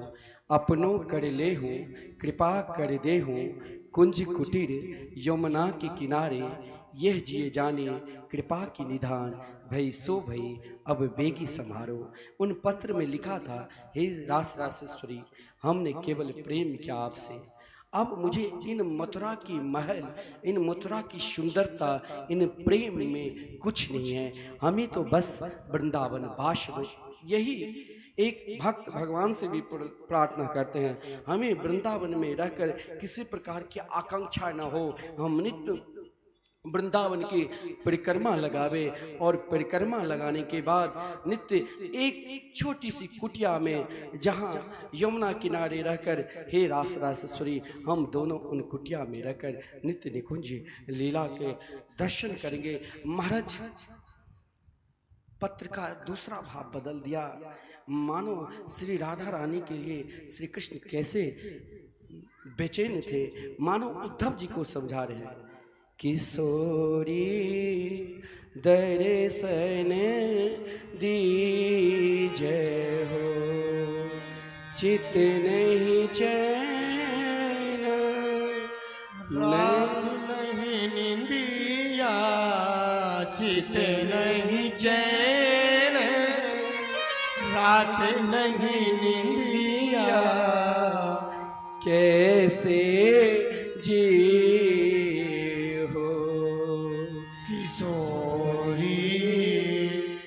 दर्शन जो।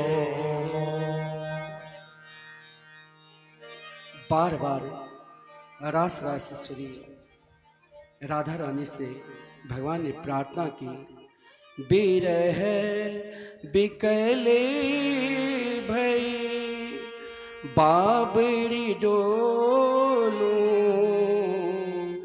बिरह बिकले बाबरी डोलो, सुधिया लीजो श्री राधे सुधाली जो जी, किशोरी दर्शन दीजो। महाराज उन पत्र में विलक्षण भाव था, लेकिन उद्धव जी ने पत्र ले लिया, रथ पर बैठ गए, फिर मैया यशोदा की याद, बाबा नंद की याद, जिसने उंगली पकड़कर चलाया, जिसने बार बार कभी कन्या गिर पड़ते थे तो महाराज नंद बाबा उठाकर कभी कंधे पर बैठाते थे। उद्धव जी के पीछे पीछे जाते हुए बार बार श्री कृष्ण ने संवाद दी और कहा कि जाओ उद्धव, मेरी मैया से जरा सुनाइयो कि इन मथुरा में हमें तनिक मन नहीं लग रहा है। उद्धव, एक बार जाकर मेरी मैया से जरूर मिल कर आना। उद्धो मैया को सुनैयो, तेरो लाला दुख पावे, मैया को सुनैयो, तेरा लाला तो पावे, मैया को सुनैयो। उद्धो बाबा से जगैयो, तेरो श्याम दुख पावे, मैया को सुनैयो। उद्धो बाबा से जगैयो, तेरा श्याम दुख पावे, मैया को सुनैयो। पूर्ण मुख धोवे ताते जल, अचरा पोंछ समारे, पूर्ण मुख धोवे ताते जल, अचरा पोंछ समारे। माखन रोटी नाम न जानू, माखन रोटी नाम न जानो, कनुआ कही मोही कोई ना बुलावे, मैया को सुनैयो। उद्धो बाबा से जगैयो, तेरो श्याम दुख पावे, मैया को सुनैयो। दूध पिवाए बड़ो हित करती, चुटिया गूथ सिहावे, दूध पिवाए बड़ो हित करती चुटिया गोद सिहावे नहाते बाल गिरे जो मेरे नहाते बाल गिरे जो मेरे बारी बार कुले देवी मनावे मैया को सुनियो खुदो बाबा से जतइयो तेरो नाला दुख पावे मैया को सुनियो। बार बार श्री कृष्ण उद्धव जी के पीछे पीछे जा रहे हैं। महाराज श्री कृष्ण की दशा देखकर उद्धव जी ने कहा कन्हैया या तो तुम रथ पर बैठो और या तुम लौट जाओ।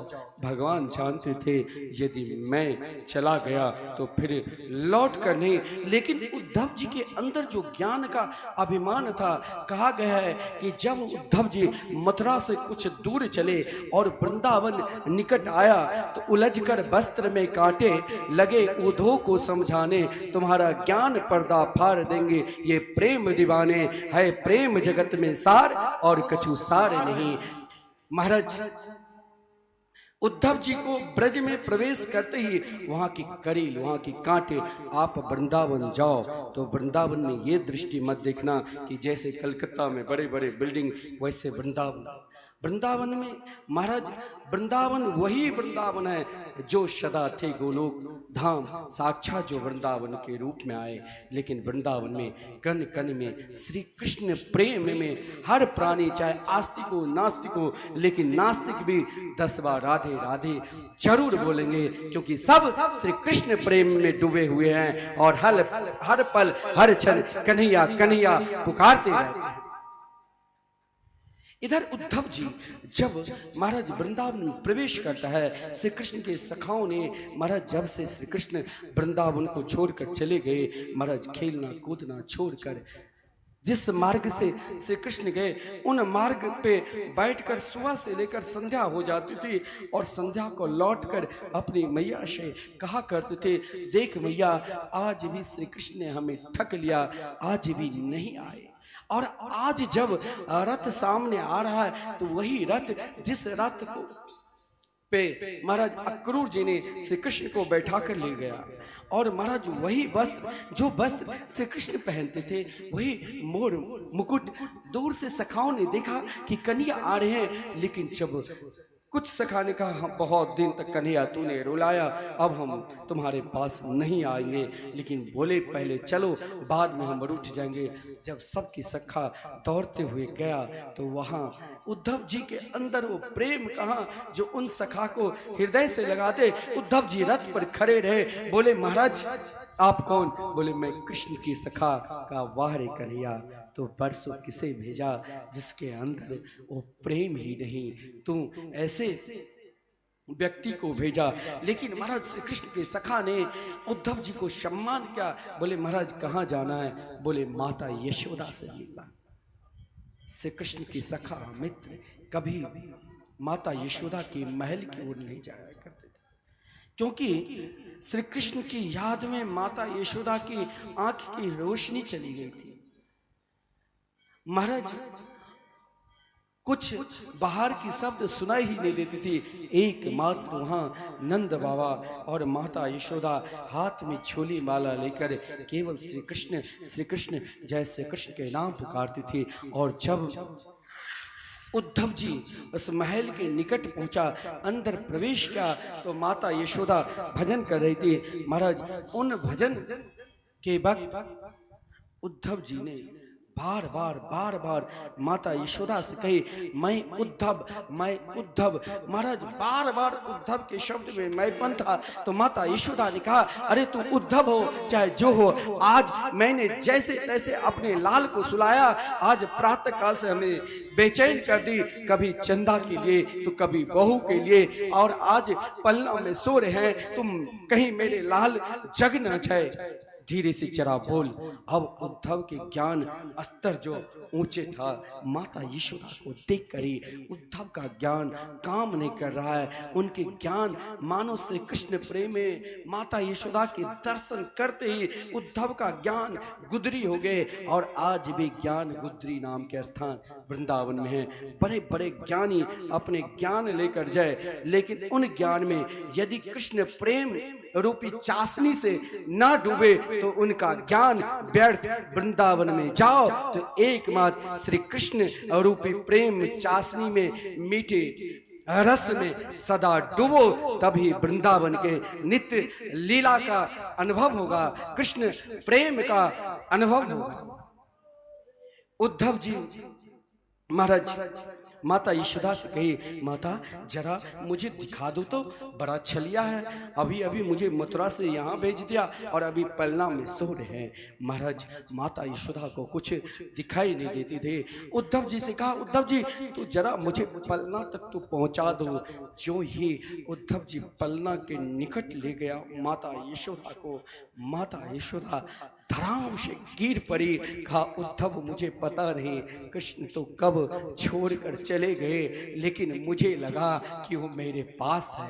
उद्धव अब उद्धव जी को दिखाने लगे, यह वही कटोरी है जिसमें माखन खाते थे। महाराज कृष्ण चर्चा करते करते माता यशोदा उन स्तर में डूब गई थी। हम चाहते हैं कि कृष्ण प्रेम प्रकट हो, फिर भी नहीं प्रकट होता है, लेकिन ब्रजवासी नहीं चाहते हुए भी फिर प्रकट हो जाता है। माता यशोदा की वाणी अवरुद्ध हो गई, अपने पुत्र के स्मरण करते करते करते रुदन करने लगी।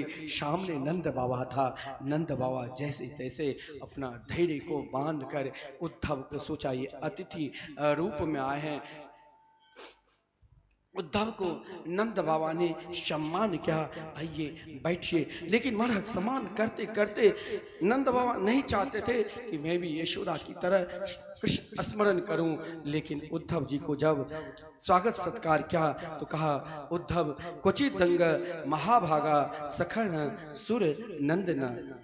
अरे उद्धव, क्या मेरे मित्र वसुदेव इत्यादि सकुशल से तो है ना? जो ही वसुदेव की चर्चा करते करते का अच्छा हुआ कंस को समाप्त कर दिया, उन दुष्ट को मार दिया। जो ही कंस की चर्चा की तो भला से कृष्ण चर्चा कौन रोक सकते हैं? जो ही कृष्ण की चर्चा की तो नंद बाबा पुनः रोते हुए कहा कि उद्धव, क्या कृष्ण कभी अपनी माता भोली माता यशोदा की याद करते हैं, जिसने उन्हें महाराज उंगली पकड़कर चलाया? जब तक कन्हैया जो माखन खाते स्वयं माता बिलोती यशोदा, क्या उन माता यशोदा की याद करते? क्या अपने बाबा की याद करते? क्या कन्हैया कभी गौओं की याद करते? क्या इन ब्रजवासियों की कभी याद करते? उद्धव जी ने सोचा, जिनकी याद करते करते सदा से कृष्ण रोते हैं बाबा, वो तो हर पल समस्त ब्रजवासियों के माता यशोदा की याद करते हैं। जो ही कहा याद करते हैं तो कहा, अच्छा कन्हैया याद करते हैं तो याद जो करेंगे तो जरूर कभी न कभी मिलने की इच्छा प्रकट करेंगे। कहा, अपि स्मरति न कृष्णो मातरम सुहृदय सखी।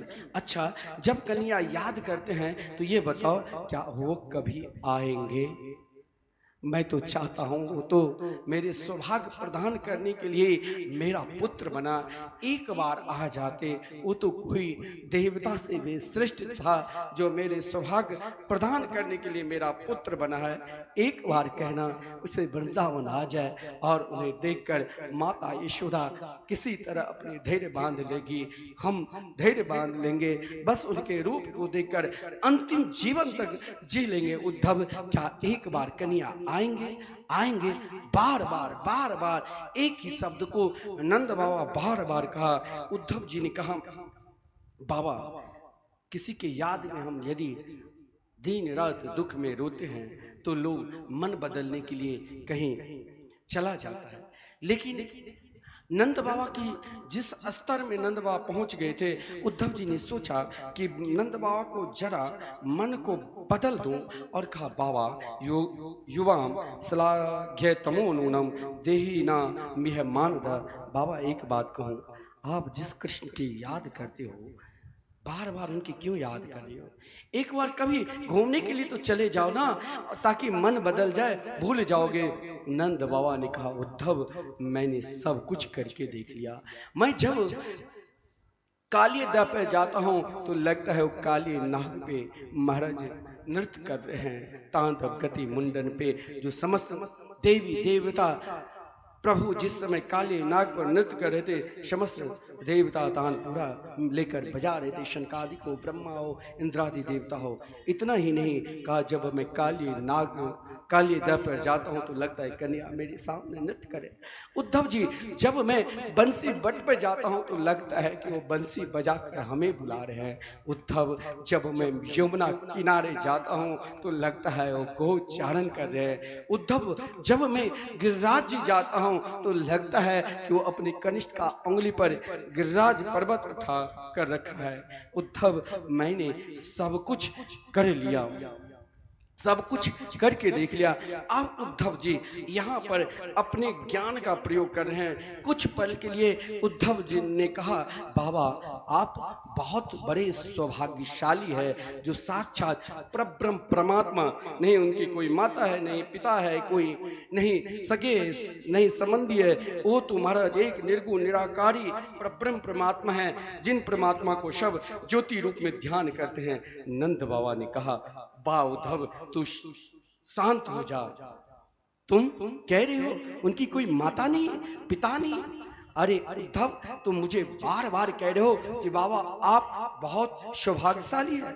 जिन माता ने अपने लाल को उंगली पकड़कर चलाया, उन माता को समझा रहे हैं कि उनकी कोई माता नहीं। जिन पिता ने अपने कंधे पर चल बैठाया, उन पिता को समझा रहे हैं कि उनकी कोई पिता नहीं। जिन गोपियों ने उनके साथ रास की, उन गोपियों को समझा रहे हैं कि उनके कोई नहीं, उन्हें दे नहीं। जिसके विषय में जिसे पता ही नहीं, उससे मैं क्या बात करूं। उद्धव, तुम मुझे सौभाग्यशाली कहते हो। अगर उद्धव मैं मानता कि तुम्हारे अंदर 100 बुद्धि है, बहुत बड़े ज्ञानी हो, अगर तुम मुझे दुर्भाग्यशाली कहता, साक्षात श्री कृष्ण जैसे पुत्र को प्राप्त कर उन पुत्र से अलग हो जाना, फिर उन पिता को तुम सौभाग्यशाली कहते हो। अगर तुम उद्धव मुझे दुर्भाग्यशाली कहते तो मुझे प्रसन्नता होती। और नंद बाबा कृष्ण की याद में महाराज पुनः रुदन करने लगे, बोलने की इच्छा प्रकट की, लेकिन बोल पाते नहीं। हाथ में माला छोरी लेकर कृष्ण के लिए रुदन करने लगे। महाराज रोते रोते रोते महाराज नंद बाबा के अश्रुपात ही बंद नहीं हो रहा है। उद्धव जी यह दृश्य देखकर आश्चर्यचकित है। प्रातः काल का समय हो गया, मैया यशोदा और नंद बाबा भजन में लीन। प्रातः काल जो ही समय हुआ, निरूप्य दीपान, समस्त ब्रजांगनाएं सर्वप्रथम दीपक जलाती थी और दीपक जलाकर महाराज श्री कृष्ण की याद करती थी। और याद करते करते ब्रह्म मुहूर्त में दधि मंथन करती थी। उससे जो तरंग उत्पन्न होती थी, मानो सीधे आकाश में जाकर महाराज संगीत का सप्त स्वर निकल रहा है। और महाराज कृष्ण की याद करते करते नित्य यशोदा जी के महल को प्रणाम करके यमुना जी में स्नान करने के लिए जाती थी। और यमुना जी में स्नान करने के पश्चात रास रासेश्वरी राधा रानी की दर्शन करती थी। आज महाराज वही रथ देखा, वही रूप उद्धव जी को देखा। ब्रजांगनाएं कुछ नहीं बोली। उद्धव जी उन गोपियों के पीछे पीछे चल दिए जहां समस्त ब्रजांगनाएं जा रही थी। महाराज उद्धव जी सीधे यमुना किनारे पहुंचे। आपस में ब्रजांगनाएं चर्चा कर रही है। देखो महाराज जो ही चर्चा ब्रजांगनाएं कर रही थी, उसी समय उद्धव जी भी आ गए। उद्धव जी उन गोपियों के समीप पुनः अपने वेदांत की बखान की, लेकिन उन गोपियों ने कहा, उद्धव मैं अपने मन को कहाँ भेजूं? मेरा एक मन था, वो कृष्ण ले लिया। अब हमारे पास 10-20 मन नहीं है।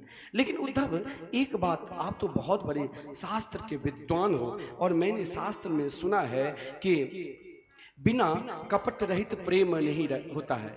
हर प्रेम में कहीं ना कहीं कपट है, लेकिन यदि कपट रहित प्रेम होता है तो एकमात्र भक्त और भगवान के बीच में, और जब भक्त और भगवान के बीच में कपट रहित प्रेम होता है तो उन प्रेम में वियोग क्यों होता? उद्धव कुछ बोल नहीं रहे हैं। एक ब्रजांगनी कह रही है, मुझे तो लगता है कृष्ण की याद में अपने शरीर को परित्याग कर दूं, तब कृष्ण को पता चलेगा कि वियोग क्या होता है, दुख क्या होता है। दूसरी ब्रजांगना ने कही कि तुम अपने शरीर को परित्याग करोगी तो कैसे मानो कि तुम उन प्रेम मास्पद को, श्री कृष्ण को प्राप्त कर लोगी। बोले, मेरे शरीर में जो मिट्टी तत्व है वो उस मार्ग में मिल जाए जिस मार्ग से श्री कृष्ण चलते हो। मेरे शरीर में जो महाराज आकाश तत्व है वो उस मठाकाश में मिल जाए जिस महल में श्री कृष्ण निवास करते हो। मेरे शरीर में जो अग्नि तत्व है उस दर्पण में मिल जाए जिस दर्पण से श्री कृष्ण अपना मुख देखते हो। मेरे शरीर में जो वायु तत्व है, हवा तत्व है, उस पंखे में मिल जाए जिस पंखे से बांके बिहारी को हवा दी जाती हो। और मेरे शरीर में जो जल तत्व है उस पानी में मिल जाए जिस पानी से श्री कृष्ण नहाते हो। इस प्रकार ब्रजांगनाएं चर्चा करती हुई जा रही थी। महाराज उसी समय मानो उद्धव जी के ज्ञान धर्म में जो डूबे हुए थे वहां कृष्ण प्रेम धर्म को जागृत करा रहे हैं। उसी समय एक कोए काग उड़ता हुआ मथुरा की ओर जा रहे थे। उन काग को, कौए को देखकर ब्रजांगना ने कही, अरे कोए तू जरा ठहर जाओ, श्री कृष्ण से कहना किसी मालिक के घर में आग लग जाए और महाराज घर के बगल में पशु बंधा है जंजीर में, तो उन मालिक का क्या कर्तव्य है कि उन पशु को खोल देना चाहिए कि नहीं। मानो ब्रजांगना कहती है, श्री कृष्ण के घर ही मेरे शरीर है, मेरी आत्मा है और इन शरीर में एक आग लग गई है। कौन सा आग? तो बिरहागली रूपी आग। लेकिन ये आग से अब ये शरीर जल रहे हैं, परंतु जब इन शरीर से प्राण रूपी जो पशु बंधा हुआ है वो स्वयं को जल रहे हैं, लेकिन एक जो हथकड़ी लगी हुई है, एक ये जो जंजीर है वो यही कि सांत्वना रूपी जंजीर से कृष्ण ने कहा था कि मैं परसों लौट कर आऊंगा। बरसों हो गए अभी तक लौट कर नहीं आया। महाराज बार बार उद्धव जी को समझा रहे हैं और उद्धव जी को अंत में रास रासेश्वरी राधा रानी के दर्शन कराया। महाराज बड़ा विलक्षण भाव है। राधा रानी को जिस समय दर्शन किए उद्धव जी, महाराज उद्धव जी को बार बार उन प्रेम को ब्रजांगना याद दिला रही है जो महाराज एक बार जो कृष्ण प्रेम में डूब जाते हैं। और महाराज वही कृष्ण प्रेम को समझ सकते हैं। संसार की मस्ती उतरती है और चढ़ती है, लेकिन जिसके हृदय में श्री कृष्ण प्रेम रूपी मस्ती चढ़ जाए उसे तो चित्त देखो तित श्याममयी की स्थिति हो जाएगी। महाराज उन गोपियों के हृदय में एकमात्र श्री कृष्ण प्रेम था और वही प्रेम के प्रतीक रास रासेश्वरी राधा रानी को दर्शन कराने के लिए उद्धव जी को ले जा रहे हैं। और महाराज यही पुकारते हैं, ये तो प्रेम की बात है उधो, बंदगी तेरे वश की नहीं है। ये तो प्रेम की बात है उधो, बंदगी तेरे वश की नहीं है। हो ये तो प्रेम की बात है उधो, बंदगी तेरे वश की नहीं है। ये तो प्रेम की बात है उधो, ये बंदगी तेरे बस की नहीं है। यहाँ सर दे के होते हैं सौदे, यहाँ सर दे के होते हैं सौदे, आशिकी इतनी सस्ती नहीं है। आसल दे के होते हैं सौदे, आशिकी इतनी सस्ती नहीं है। ये तो प्रेम की बात है उधो,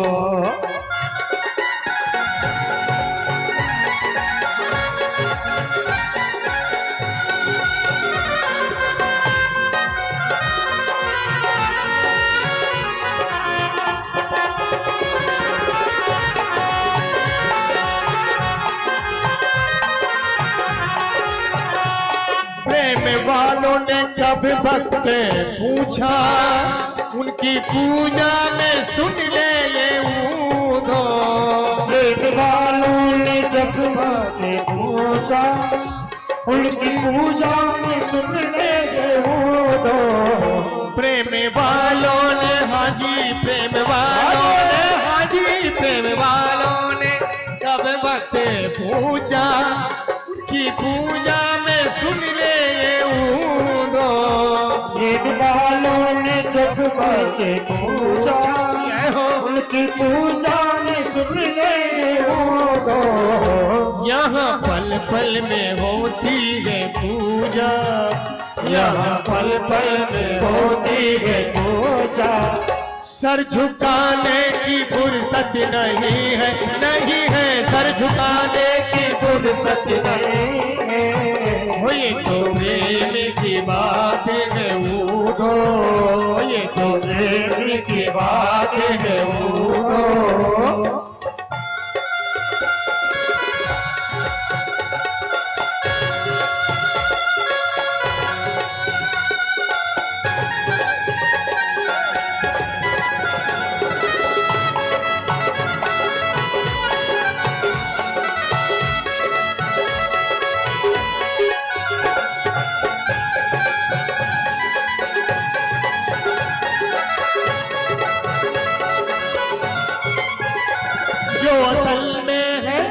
वो जो असल में है मस्ती में डूबे, उन्हें क्या परवाह जिंदगी की। जो असल में है मस्ती में डूबे, उन्हें क्या परवाह जिंदगी की। जो उतरती है चढ़ती है मस्ती, जो उतरती है चढ़ती है मस्ती, वो हकीकत में मस्ती नहीं है, वो हकीकत में मस्ती नहीं है। वो ये तो प्रेम की बात है ऊधो, बंदगी तेरे बस की नहीं है। ये तो प्रेम की बात है ऊधो, ये बंदगी तेरे बस की नहीं। ये तो प्रेम की बात है ऊधो।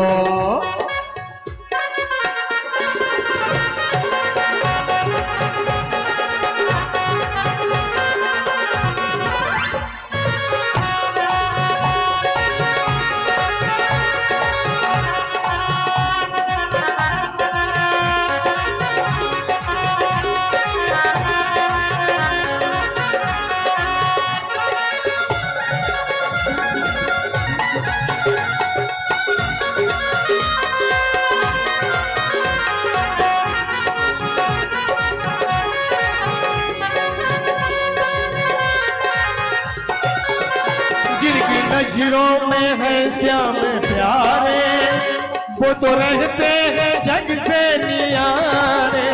जिनकी नजरों में है श्याम प्यारे, वो तो रहते निराले।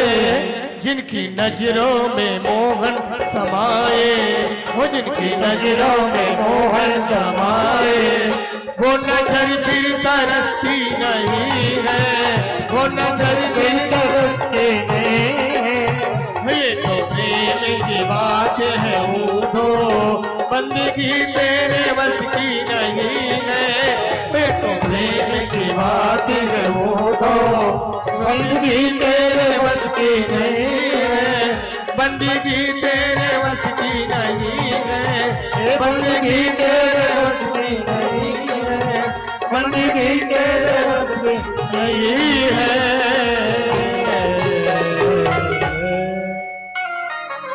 भोले वृंदावन बिहारी लाल की। उन गोपियों के प्रेम में उद्धव जी जब रास रासेश्वरी राधा रानी के श्री चरणों के दर्शन किया, तो रास रासेश्वरी राधा रानी के दर्शन करते ही कहे किशोरी जी मुझे ब्रज में वास दो।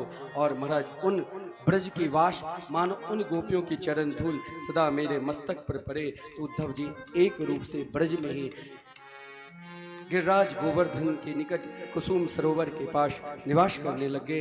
महाराज आज भी श्री कृष्ण प्रेमी को दर्शन देते हैं।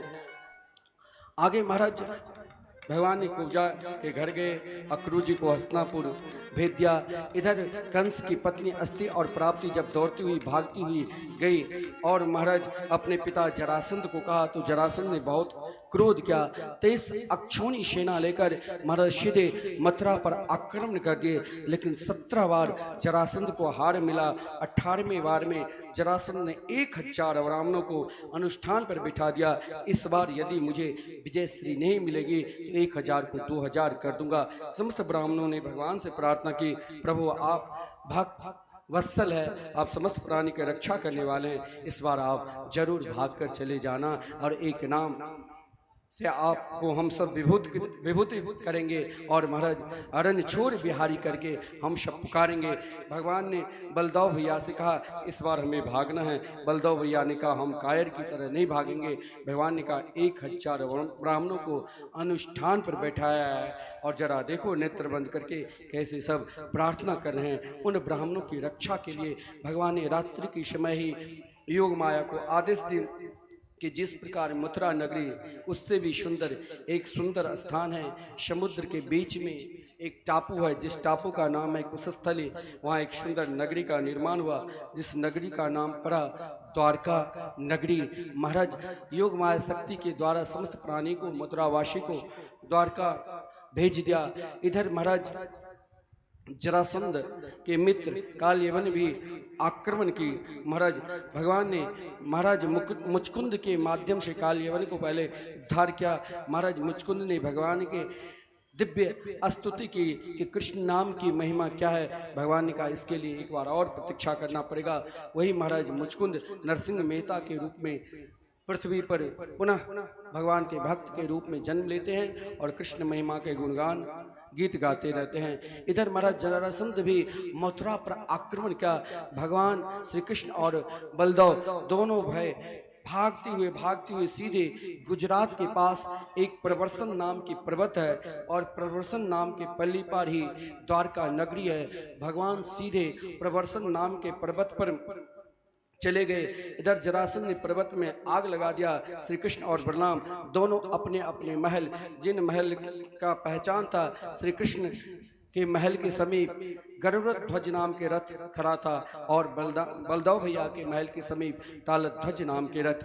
आदरणीय श्रीमान सुखदेव जी ने प्रश्न किया सुखदेव जी से, महाराज परीक्षित क्या भगवान 16,108 विवाह किए, अभी तक तो आपने एक भी विवाह का वर्णन करके नहीं सुनाए। बोले सुनो महाराज, गुजरात प्रांत की बात है, एक विदर्भ नाम के स्थान है कुंडिलपुर, महाराज भीष्मक की राजधानी थी, जिसके विषय में कहा गया है राजा शित भीष्मको नाम विदर्भादि पतिर्महा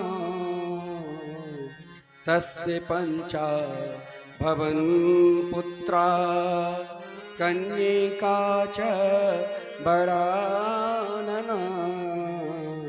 देखिए आज से कृष्ण और रुक्मिणी मंगलमय विवाह उत्सव है और जिसको जो भी चढ़ाना तो एक एक करके प्रेम से पहले आज बहुत सुंदर श्री कृष्ण रुक्मिणी मंगलमय विवाह उत्सव का आप सब दर्शन करोगे। कैसे रुक्मिणी की सहेली रुक्मिणी के साथ देवी पूजन करने के लिए जाएगी, कैसे महाराज सबकी सब नृत्य करती है, उन सब को दर्शन करने के बाद हम सब और आज हमारे जो मुख्य यजमान जी है महाराज सही में भक्त है, उनको सब नहीं पहचान सकते हैं। हृदय उनके महाराज भगवान के चरित्र में मैं देखता रहता हूँ व्यासपीठ से, अपने आप रोमांच और स्वयं में मस्त रहते हैं। हमें लगेगा हर व्यक्ति को कहीं ना कहीं किसी में कहीं ना कहीं कमी भी दिखाई देती है, लेकिन महाराज व्यापार तो सब करते हैं, परिवार को सब चलाते हैं, लेकिन सही में बहुत भोले वाले हैं। और महाराज आज मैंने सुना कि उनके 50 वर्ष के मतलब विवाह जो पति पत्नी के धर्म होता है, विवाह वर्षगांठ मानो 50 वर्ष के हैं, लेकिन महाराज आज हम सब उन्हें महाराज जो व्यक्ति हमें प्रथम दिन कहा कभी भी हमारे नाम नहीं लीजिए, क्योंकि ये भागवत समस्त भूत्रा परिवार के समस्त परिवार के हैं। हम चाहते हैं भगवान सुख के परम पवित्र भूमि में सबको भगवान सुखदेव जी आनंद करे और प्रसन्नता में रखे। जो व्यक्ति इतने बड़े हैं उनके आशीर्वाद तो मैं भागवत पीठ से बार बार दे रहा हूं, जो सबको चाहते हैं कि हमारे समस्त परिवार प्रसन्नता में रहे, खुशी रहे। यही तो सबसे बड़ा, देखिए लोग बड़े बड़े होटल बुक कराकर नाचते हैं, गाते हैं, लेकिन यही भक्त का लक्षण होता है कि हम अपने समस्त परिवार को सम्मिलित रखकर कहाँ आएंगे, तो भगवान शुक्र के परम पवित्र क्षेत्र में, जहाँ कण कण में भागवत है। देखिए इस क्षेत्र में कल जैसे आप सब 7 दिन से जो श्रवण करते चले आ रहे हैं, और कल की कथा समस्त भागवत के सारे तत्व जो बीच में उठकर चले गए, और सब कल एक एक व्यास पूजन करने के लिए भी आना, और यहाँ से चाहे फूल तुलसी सबको प्रसाद की व्यवस्था है, मिलेंगे। ये प्रसाद जो नहीं आया है व्यास पीठ से जरूर ले जाना, क्योंकि इन प्रसाद की शुक तीर्थ के एक अलौकिक महात्म है। इन प्रसाद को यदि किसी प्रकार के घर में व्याधि दुख हो, लेकिन इन पवित्र भागवत पीठ से यदि हम इन प्रसाद को ले जाएंगे, जो हमें मिलेगा वो हमारे लिए एक अमृत की तरह रहेंगे, क्योंकि भागवत कथा अमृत साक्षात कल्प वृक्ष है, और इन कल्प वृक्ष से जो हमें प्रसाद मिलेगा सबको मिलेगा। और कल तो अमावस्या भी है। वृंदावन में महाराज संतों की सेवा, रुक्मिणी मंगल विवाह, उस सब में हम विशेषकर लोगों से कहते हैं भाई, जो हमारे यहाँ ठाकुर श्री राधा मोहन बिहारी मंदिर में जो राधा मोहन गौशाला है, उनके लिए सेवा करना सबसे बड़ा विवाह उत्सव में यही होता है। गौ सेवा, ब्राह्मणों की सेवा। महाराज आज महाराज भीष्मक, जिनके घर में 5 पुत्र हो एक भी कन्या नहीं, महाराज भीष्मक साक्षात लक्ष्मी जी की उपासना की, और आज समुद्र में जब स्नान करने के लिए गया तो एक अष्टभुजी देवी प्रकट हुई। महाराज भीष्मक ने सुंदर स्तुति की, और वो देवी देखते देखते एक शिशु पुत्री के रूप में हो गई। महाराज भीष्मक ने अपनी पत्नी से कहा, लो तुम्हें पुत्री की इच्छा थी, लो इसे संभालो। बड़ा सुंदर महाराज भाव है। जब रुक्मिणी जी नाम पड़ा, रुक्मिणी जी पढ़ लिख कर बड़ी हुई, विदुषी हुई। एक पिता को सबसे अधिक चिंता तब होती है जब बेटी विवाह लायक हो जाते हैं, पढ़ लिख ली। लेकिन महाराज भीष्मक का उतना नहीं चलता था, क्योंकि उनके पुत्र, बड़ा पुत्र बहुत दुष्ट दुराचारी महाराज रुक्मी था, जिनके मित्र सुस्वाल दंत्र वक्त है, जिसमें अपनी पुत्री के लिए विवाह का प्रस्ताव रखा, और रुक्मी ने अपने पिता को डांट लगा दी और कहा कि देखो, श्री वृंदावन बिहारी लाल की जय। देखो महाराज, मैंने अपनी बहन की विवाह छेदी नरेश महाराज शिशुपाल के साथ ठीक कर दिया। इधर शिशुपाल काला कोलोटा, रुक्मिणी दिव्य सुंदरी, लेकिन शिशुपाल को लगा कि महाराज रुक्मिणी जी, अब रुक्मिणी जी से हमें विवाह तो करना है। तो शिशुपाल रोज महाराज काला कोलोटा शिशुपाल ब्यूटी पार्लर में जा जाकर अपने मुख को महाराज गोरा करता था कि रुक्मिणी जी हमें पसंद कर ले। लेकिन ये पता नहीं था शिशुपाल को, वहाँ जाते ही बलदेव भैया के लात गुस्सा खाकर मुझे भागना पड़ेगा, कि शिशुपाल के अंदर, एक माता के अंदर, साक्षात लक्ष्मी माता के अंदर, शिशुपाल के अंदर ये गलत भाव प्रवेश हुआ, जिस कारण बलदेव भैया बहुत पिटाई करते हैं। लेकिन रुक्मिणी जी जब सुनी कि मेरे भाई मेरे विवाह शिशुपाल के साथ कराना चाहते थे, तो बहुत उदास हो गई। रुक्मिणी जी के भाभी परम विदुषी थी, श्री कृष्ण के अनन्य भक्ता थी। बोली क्यों रो रही हो, द्वारकाधीश को पत्र लिखो। महाराज द्वारकाधीश को पत्र लिखा, 7 मंत्रों के द्वारा पत्र है। इन एक एक पत्र में महाराज जिस किसी के बेटी की शादी नहीं होती है, एक मंत्र का अनुष्ठान करे तो जरूर शादी होती है। महाराज रुक्मिणी जी पत्र लिख दिया, लेकिन पत्र किसे दे, तो रोज एक ब्राह्मण देव कुल पुरोहित रुक्मिणी जी के महल में आया करते थे। आज देखा बेटी का उदास, बोले बेटी चिंता नहीं करो, पत्र दो। रुक्मिणी जी ने पत्र दे दिया, ब्राह्मण जी पत्र लेकर चल दिए, लेकिन मार्ग में थक गए। भगवान ने योग माया को आदेश दी, इन ब्राह्मण को शीघ्राति शीघ्र मेरे महल के समीप भेज दो। महाराज ब्राह्मण को कि यहाँ कहने में देर लग सकती है लेकिन वहाँ करने में नहीं, बड़े आनंद के साथ गया। इधर महाराज जो ही लोगों से पूछा ये कौन सी नगरी, बोले ये द्वारका नगरी। बोले भाई द्वारकाधीश के महल कौन, बोले यही सामने। जो ही सामने प्रवेश किया, द्वारकाधीश जो पत्र खोला, ब्राह्मणों को पूजा की और पत्र को पढ़ा, तो उस पत्र में महाराज एक एक पत्र में जो श्लोक था, सात श्लोकात्मक पत्र, उनमें महाराज लिखा हुआ था। रुक्मिणी जी ने पहले शब्द लिखा, श्रुत्वा गुणान भवन सुंदरे शृण्वताम ते निर्वेश्य कर्ण विभरे हरतों गतापम रूपम दृशाम दृशिमताम अखिलार्थ लाभम त्वयच्युता विशति चित्रम पत्रपम में।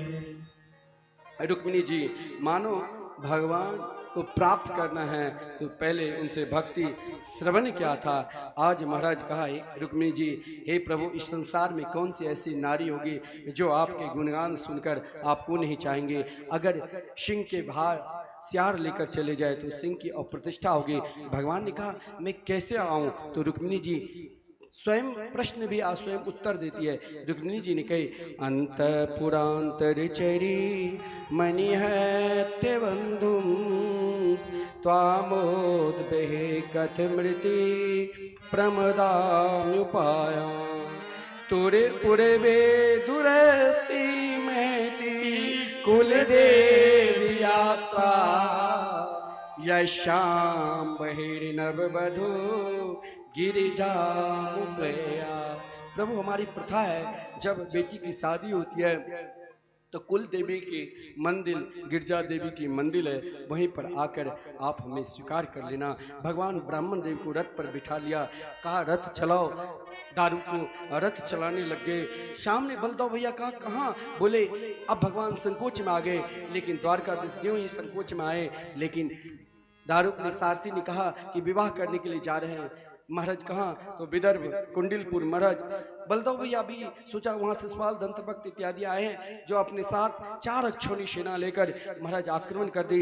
इधर जब रुक्मिणी जी आज अपने सहेली के साथ जब कात्यायनी देवी के पूजन करने के लिए जा रही है, 10,000 सुरक्षा कर्मी हैं। 10,000 सुरक्षा कर्मी महाराज चारों तरफ सुरक्षा में तैयार है। ब्राह्मण देवी के द्वारा जब सूचना मिली तो महाराज अब रुक्मिणी जी के अंदर विश्वास हो गए कि जरूर द्वारकाधीश हमें मिलेंगे। और उन विश्वास लेकर ही कात्यायनी देवी के पूजन करने के लिए जा रही है। और देखिए आज देवी के पूजन करेगी और साक्षात उन देवी में श्री कृष्ण के दर्शन करती है। नमस्ते त्वाम विके विक्षणम स्वसंतान युताम शिवम भूयात पतिर्मेर भगवान कृष्ण तजनु मोदताम। ये भी मंत्र एक जिस किसी के बेटी के शादी में विघ्न बाधा अगर किसी प्रकार की आती है तो ये मंत्र बहुत महाराज अनुष्ठान दायक मंत्र है। महाराज जिस समय रुक्मिणी जी बाहर निकलती है तो वहाँ 10,000 सुरक्षा कर्मी, लेकिन उन 10,000 सुरक्षा कर्मी ने रुक्मिणी जी जैसे माता के ऊपर काम भाव प्रकट की, लेकिन सब के सब मोहित हो गए। किसी ने भगवान के चरणारविंद, किसी ने भगवान के मुखार, किसी ने भगवान के बाल देखकर सब मोहित हो गए। भगवान ने आसानी से रथ पर रुक्मिणी जी को बैठा दिया और बड़े आनंद के साथ रथ चलाने लगे। इधर महाराज जब रुक्मिणी की भाई की पता चला तो उसने आक्रमण कर दिया, लेकिन भगवान ने उसे मूर्छित करके आधी दाढ़ी आधी मूछ मुड़वा दिया। बाद में बलदेव भैया जब महाराज जरासंध शिशुपाल को मूर्छित करने के बाद दिखा रहे ये तुम्हारा साला लगेगा, इसे क्या करते हो, तो उसने महाराज तब से लज्जा सन के कारण कुंडिलपुर गया नहीं। इधर महाराज भीष्मक गदगद हो गए। अब महाराज भीष्मक अपनी पुत्री के शादी के लिए हम सभी श्री कृष्ण रुक्मिणी मंगलमय विवाह उत्सव के बड़े धूमधाम के साथ दर्शन करेंगे। रुक्मिणी जी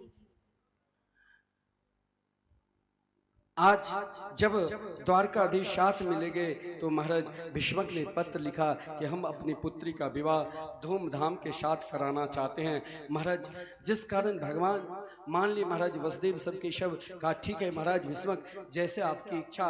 महाराज भीष्मक की इच्छा को महाराज स्वीकार कर समस्त कुंडिलपुर जो आज महाराज द्वारका नगरी ऐसे सजी है, जो इनकी रुक्मिणी जी की सहेली, आप पहले 10,000 सुरक्षा कर्मी रुक्मिणी की सुरक्षा में था।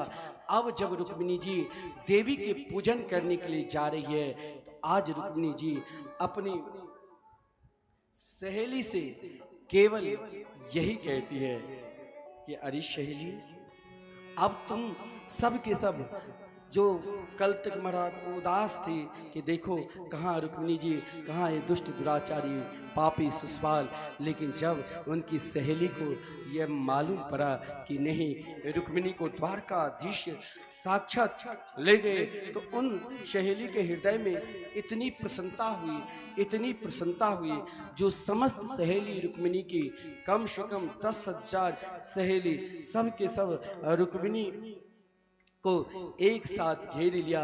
और महाराज का रुक्मिणी जी जिन कात्यायनी देवी की कृपा से, गिरजा देवी की कृपा से द्वारकाधीश मिले, उन द्वारकाधीश को हम सब दर्शन करना चाहते हैं। लेकिन पहले धन्यवाद देवी कात्यायनी को दो। इधर महाराज सारी द्वारका नगरी ऐसी सजी है, और महाराज दुल्हे की तरह द्वारका नगरी सजी है। अभी तक रुक्मिणी जी और कृष्ण नहीं आए, लेकिन द्वारका नगरी ऐसी सजी है जो आज स्वयं दुल्हा बनने वाले हैं। कौन? तो साक्षात द्वारकाधीश। और महाराज द्वारकाधीश स्वयं दुल्हा बनेंगे, तो आज द्वारका नगरी को ऐसे सजा रहे हैं, सभी को लग रहा है कि आज रुक्मिणी मेरी बेटी है, और अपनी बेटी की शादी हम धूमधाम के साथ कराएंगे। और हमारे यजमान के ही बेटा गिरिराज जो द्वारकाधीश के रूप में महाराज धारण किया है, उनकी बहू महाराज साक्षात रुक्मिणी जी के रूप में आज महाराज इनके तो महाराज का हमें तो केवल भागवत भगवान को प्रणाम करना है। और भागवत भगवान हमारे विवाह के चाहे 50 वर्ष होने वाले हैं, लेकिन हमने तो भागवत भगवान की कथा करवा ली और अपने समस्त परिवार को सम्मिलित कर दिया। तो मेरे लिए तो यही आशीर्वाद। और मैं व्यास पीठ से कहता हूँ कि महाराज श्री पूनम चंद्र भुत्रा जी 100 साल तक चिरंजीवी रहे, और फिर इसी प्रकार यही स्थान पर भागवत कराए। हम तो सदा यही चाहेंगे। महाराज आइए हम भाव के साथ एक बार द्वारका नगरी आज कैसे सजी है उसे हम दर्शन करेंगे। अब जो ही द्वारका नगरी को सजाएंगे तो स्वयं श्री कृष्ण हम सब के बीच में, और रुक्मिणी जी अपनी सहेली के साथ महाराज प्रतीक्षा करिए। इधर सजावट चल रही है, सारी नगर में धूम मची है, सहेली सब धूम मची है, सारे नगर में धूम मची है, द्वारका नगरी सजने लगी है, द्वारका नगरी लगी है आज दूल्हा बने हैं नंदलाल जोड़ी। अरे देखो लग रहा है बने हैं नंदलाल की जोड़ी का जवाब नहीं। देखो आज श्री कृष्ण रुक्मिणी मंगलमय विवाह उत्सव में किसको आनंद लेना है, हाथ उठाइए। लेकिन यहाँ तो लग रहा है कि विवाह आपके घर में अगर किसी बेटी को हो तो सब कमर मटका मटका कर नाचते हैं, लेकिन आज हम श्री कृष्ण रुक्मिणी मंगलमय विवाह उत्सव का दर्शन करेंगे तो हम बिल्कुल खड़े हैं। महाराज हम स्वयं हाथ जोड़कर खड़े हैं। महाराज आइए उस भाव का हम सब अब हमारे कुछ जो यजमान के परिवार है जो मन संचालन करते हैं 2 शब्द बोलेंगे, फिर उसके बाद आनंद लेंगे।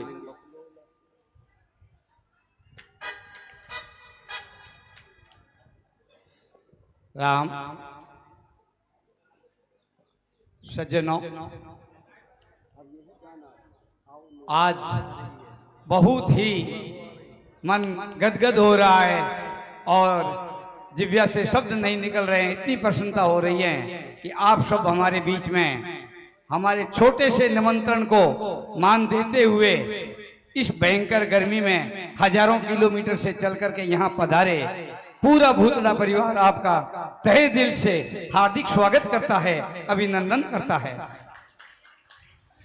जैसा कि व्यास पीठ से गुरुजी ने बताया कि अभी भगवान कृष्ण और रुक्मिणी जी का विवाह होता है, क्यों ना हम भी भूतड़ा परिवार भी उनके साथ साथ हमारे पूज्य भाई श्री पूनम चंद जी की शादी की 50वीं सालगिरह है, तो उसका भी आनंद, वो भी भगवान कृष्ण और रुक्मिणी स्वरूप परिवार के लिए हमारे लिए पूज्य हैं, तो हम भी उनका विवाह आज से 50 साल पीछे जाकर के देखना चाहते हैं। और मैं आपसे प्रार्थना करता हूं कि 50 साल की याददाश्त को ताजा करने के लिए कम से कम आप हमें 20 से 25 मिनट अवश्य देंगे।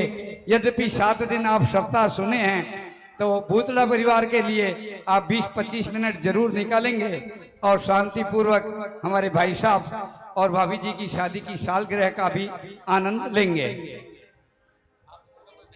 रुक्मिणी जी पूजा सभी से अनुरोध है कि आप अपनी जगह पर बैठ करके ही पूरा प्रोग्राम देखेंगे और जिन्हें हम अनाउंस करें वही कृपया मंच तक आवे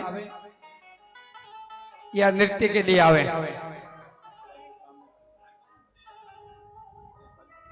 रुक्मिणी जी पूजन करके अपनी सहेली के साथ बार बार सहेली से कह रही है, अरे मेरी सहेली आओ, आज तुम सब मुझे सजाओ और मेहंदी लगाओ। सब भाव के साथ नृत्य करते हुए माता रुक्मिणी जी का दर्शन करते हुए हम सब भाव सभी भाइयों से अनुरोध कि द्वारकाधीश को मंडप में लावें। सभी जवाई भाइयों से अनुरोध, भाइयों और जवाइयों से अनुरोध कि सर सम्मान द्वारकाधीश को मंडप पर लेकर के आवें।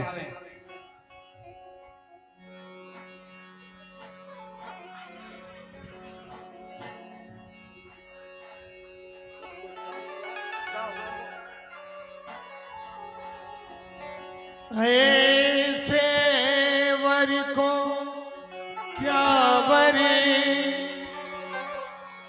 जो जन्मे और मर जाए, बर वरिए गिरधर लाल को छोड़ लो अमर हुए जाए।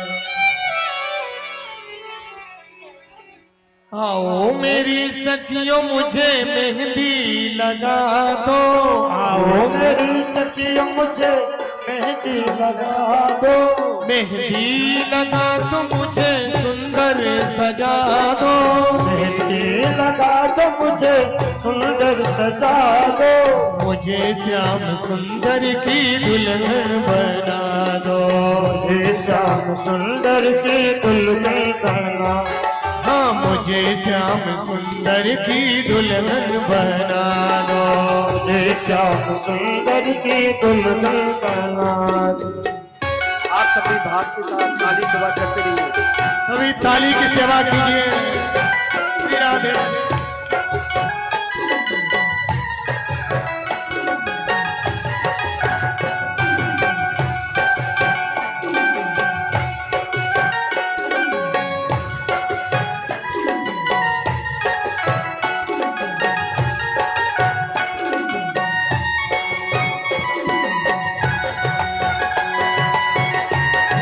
बोलिए द्वारकाधीश भगवान की।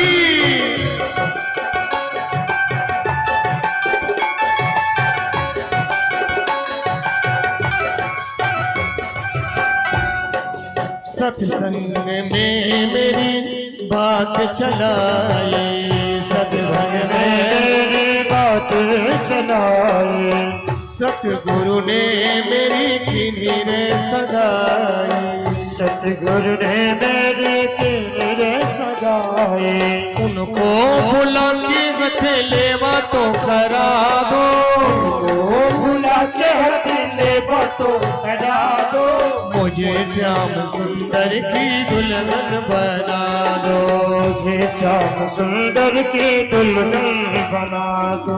आओ मेरी सखियों मुझे मेहंदी लगा दो, आओ मेरी सखियों मुझे मेहंदी लगा दो, मेहंदी लगा तो मुझे सुंदर सजा दो, मेहंदी लगा दो मुझे सुंदर सजा दो, मुझे श्याम सुंदर बोले तो आप अपना स्थान ग्रहण करें, सभी अपना स्थान ग्रहण करें, सभी से निवेदन अपना स्थान ग्रहण करें, सभी से निवेदन आप अपना स्थान ग्रहण करिए।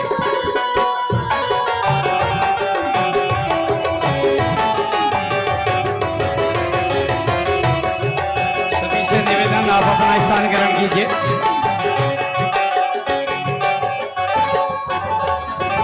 ऐसी पहनो चूड़ी जो कबहू ना टूटे, ऐसी पहन चूड़ी जो कबहू न टूटे, ऐसा बरो दूल्हा जो कबहू ना रूठे, सबरों दुल्हा जो कबहू न टूटे।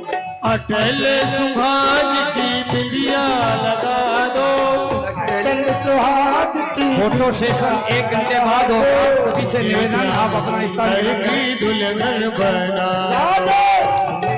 आप अपना स्थान ग्रहण कीजिए। फोटो सेशन 1 घंटा बाद, महाराज जिस समय भगवान द्वारका फोटो सेशन 1 घंटा बाद होगा, सभी से निवेदन आप अपना स्थान ग्रहण करें। देखिए रुक्मिणी जी के सहेली भगवान के साथ बहुत मजाक करेंगे और हम सब विशेषकर जब द्वारकाधीश नृत्य करेंगे तो फिर द्वारका से आए हुए बारात नृत्य करेंगे। अभी तो रुक्मिणी की सहेली सब की सब नृत्य करेगी, क्योंकि आज साक्षात दुल्हा बने हैं कौन, तो त्रिलोकीनाथ स्वयं द्वारकाधीश। आज उन दोनों की माता रुक्मिणी की जोड़ी और महाराज द्वारकाधीश की जोड़ी, इन जोड़ी को देखकर जितने भी रुक्मिणी जी के और द्वारकाधीश के रुक्मिणी जी के सहेली सब के सब महाराज नृत्य कर रहे हैं कि इन जोड़ी का क्या जवाब होना चाहिए, इन जोड़ी का कौन वर्णन करे, और सब हम सब बड़े आनंद के साथ पूजन भी करेंगे। जय श्री राम, जय श्री राम। देखिए बैठकर सभी आनंद लेंगे और जो कन्यादान में आपको देना है सबके पास हमारे गोपाल जी आएंगे तो उनके यहाँ दे दीजिएगा।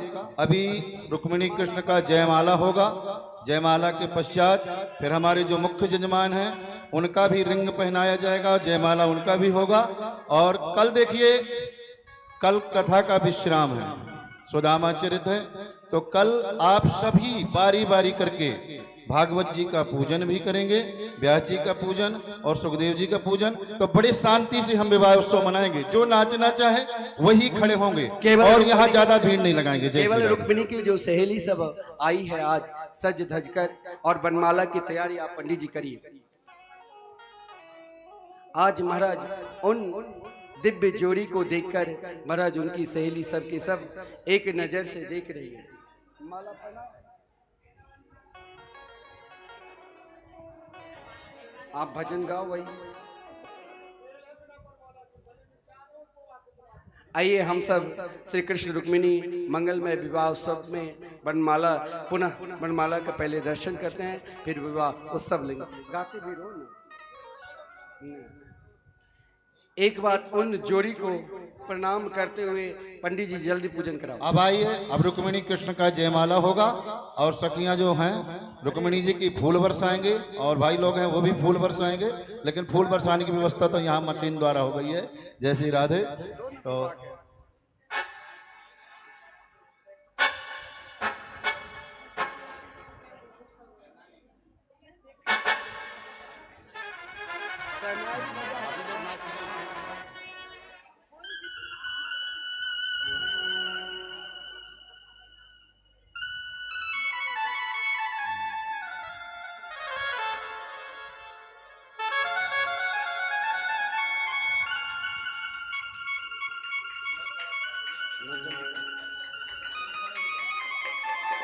आज रुक्मिणी के जो भी सहेली बनी है सब खड़े हो जाइए। रुक्मिणी जी के जो सहेली है वो वनमाला में सब भाभियां, बहनों और भाभियों जो रुक्मिणी की सहेली बन करके आई है, देखिए जो कुंदनपुर की सखियां बनी हुई हैं वो सब खड़ी हो जाएं। जो यहाँ तज धज कर आई हैं, जयमाला होगा अब, और पहले रुक्मिणी जी पहला पहनाएंगी, इसके पश्चात द्वारकाधीश पहनाएंगे।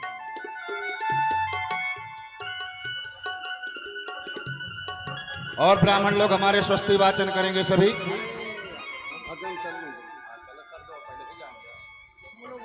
ओम मंगलम भगवान विष्णु मंगलम गणध्वज मंगलम पुंडरीकाक्ष मंगलायतनो हरि। ओम स्वस्ति न इंद्रो वृद्धश्रवाः स्वस्ति नः पूषा विश्ववेदाः स्वस्ति नक्षत्रो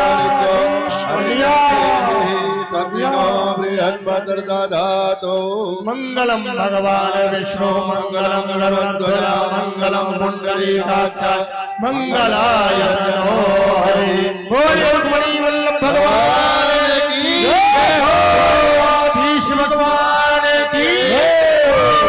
आज रुक्मिणी की सहेली उन दोनों जोड़ी को देखकर कैसे महाराज सबके सब फिदा है।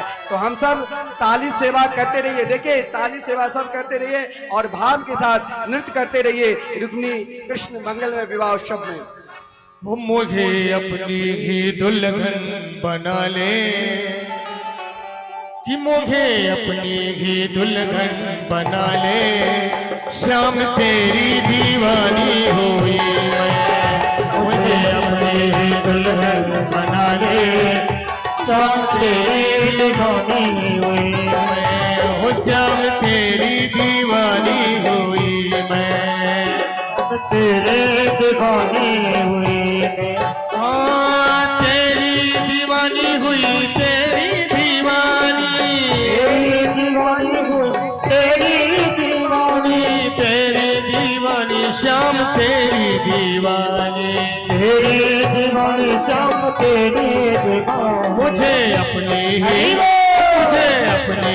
दुल्हन बना ले, श्याम तेरी दीवानी हुई मैं। मुझे अपने दुल्हन बना ले, श्याम तेरी दीवानी हुई मैं।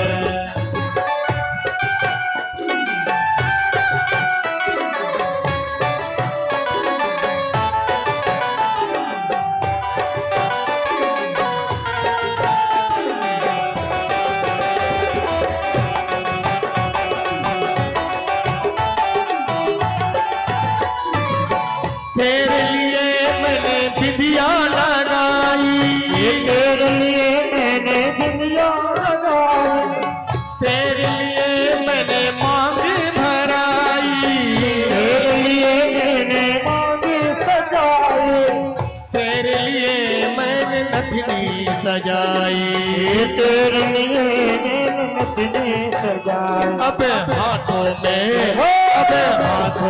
मेहंदी लगा दे, अब हाथों में मेहंदी लगा दे, श्याम तेरी दीवानी हुई मैं। श्याम तेरी दीवानी हुई कि मुझे अपनी ही दुल्हन बना ले, मुझे अपनी ही दुल्हन बना ले, श्याम तेरी दीवानी हुई मैं। दुल्हन बना ले, श्याम तेरी दीवानी हुई मैं।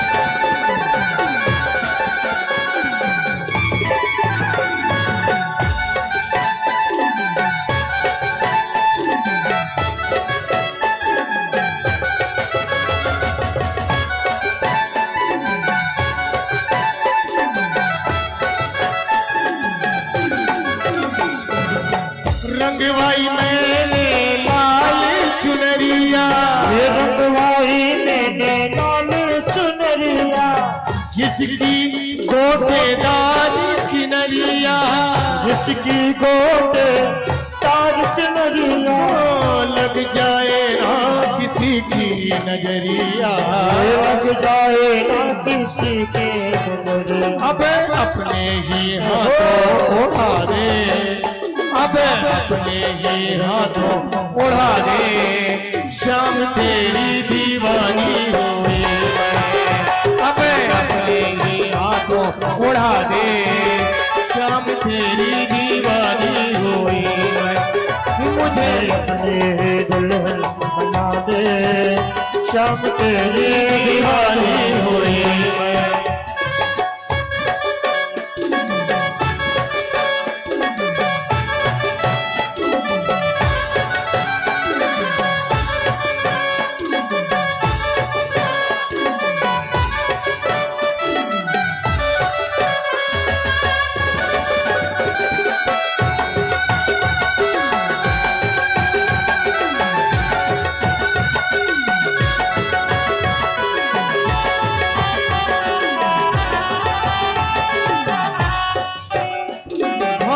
तुमको सौंपे दिया ये तन मन, तुमको सौंप दिया ये तन मन, तुम ही मेरे जीवन के धन, ही मेरे जीवन के धन।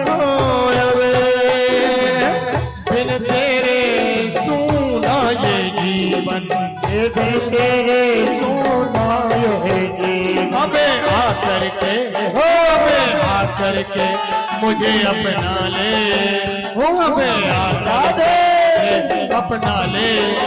श्याम तेरी दीवानी हुई मैं, श्याम तेरी दीवानी हुई मैं, श्याम तेरी दीवानी हुई मैं। मुझे अपनी दुल्हन बना ले, मुझे अपनी दुल्हन बना ले। श्याम तेरी दीवानी हुई मैं, श्याम तेरी दीवानी हुई मैं, श्याम तेरी दीवानी हुई मैं, श्याम तेरी दीवानी हुई मैं। बोल रुक्मिणी वल्लभ भगवान की।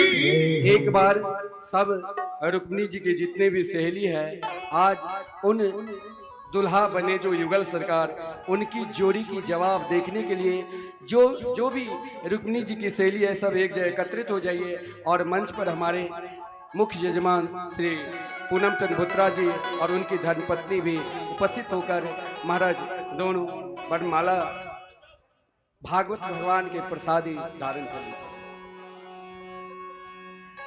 और देखिए आ जाइए, आप मंच सबके में आ पीछे जाइए। हमारे गोपाल जी आ जाएंगे। आप लोग इसी प्रकार आनंद लेते रहिए और फिर 2-4 भजन के बाद फिर आरती को दर्शन। और हमारे गोपाल जी आ रहे हैं सबके माध्यम में। जो भी आप कन्यादान के निमित्त यहाँ देना चाहें गोपाल जी को दे दीजिएगा। और हमारे जो मुख्य यजमान है पूनम चंद्र भुतड़ा जी, उनकी सहपत्नी सहित अपने मंच में आए और यहाँ महाराज श्री से आशीर्वाद लें। जय श्री राधे।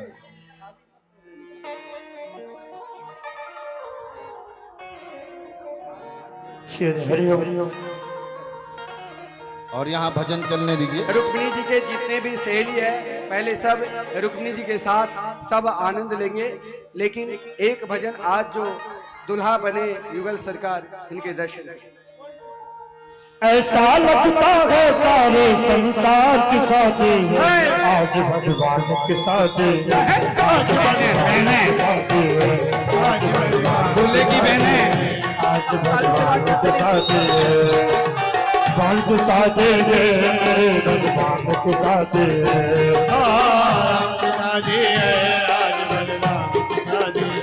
आज भगवान की शादी है, आज भगवान की शादी है।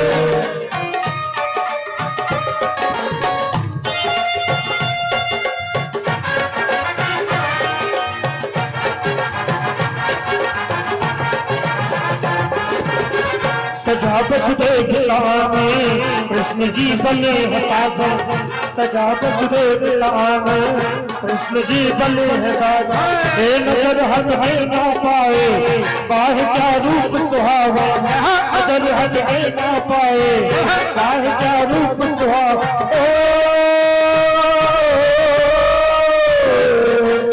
आज विश्व पे जन जन के अरमान के साथे, आज भगवान के साथे, भगवान के साथे, घनश्याम के साथे, आज भगवान के साथे।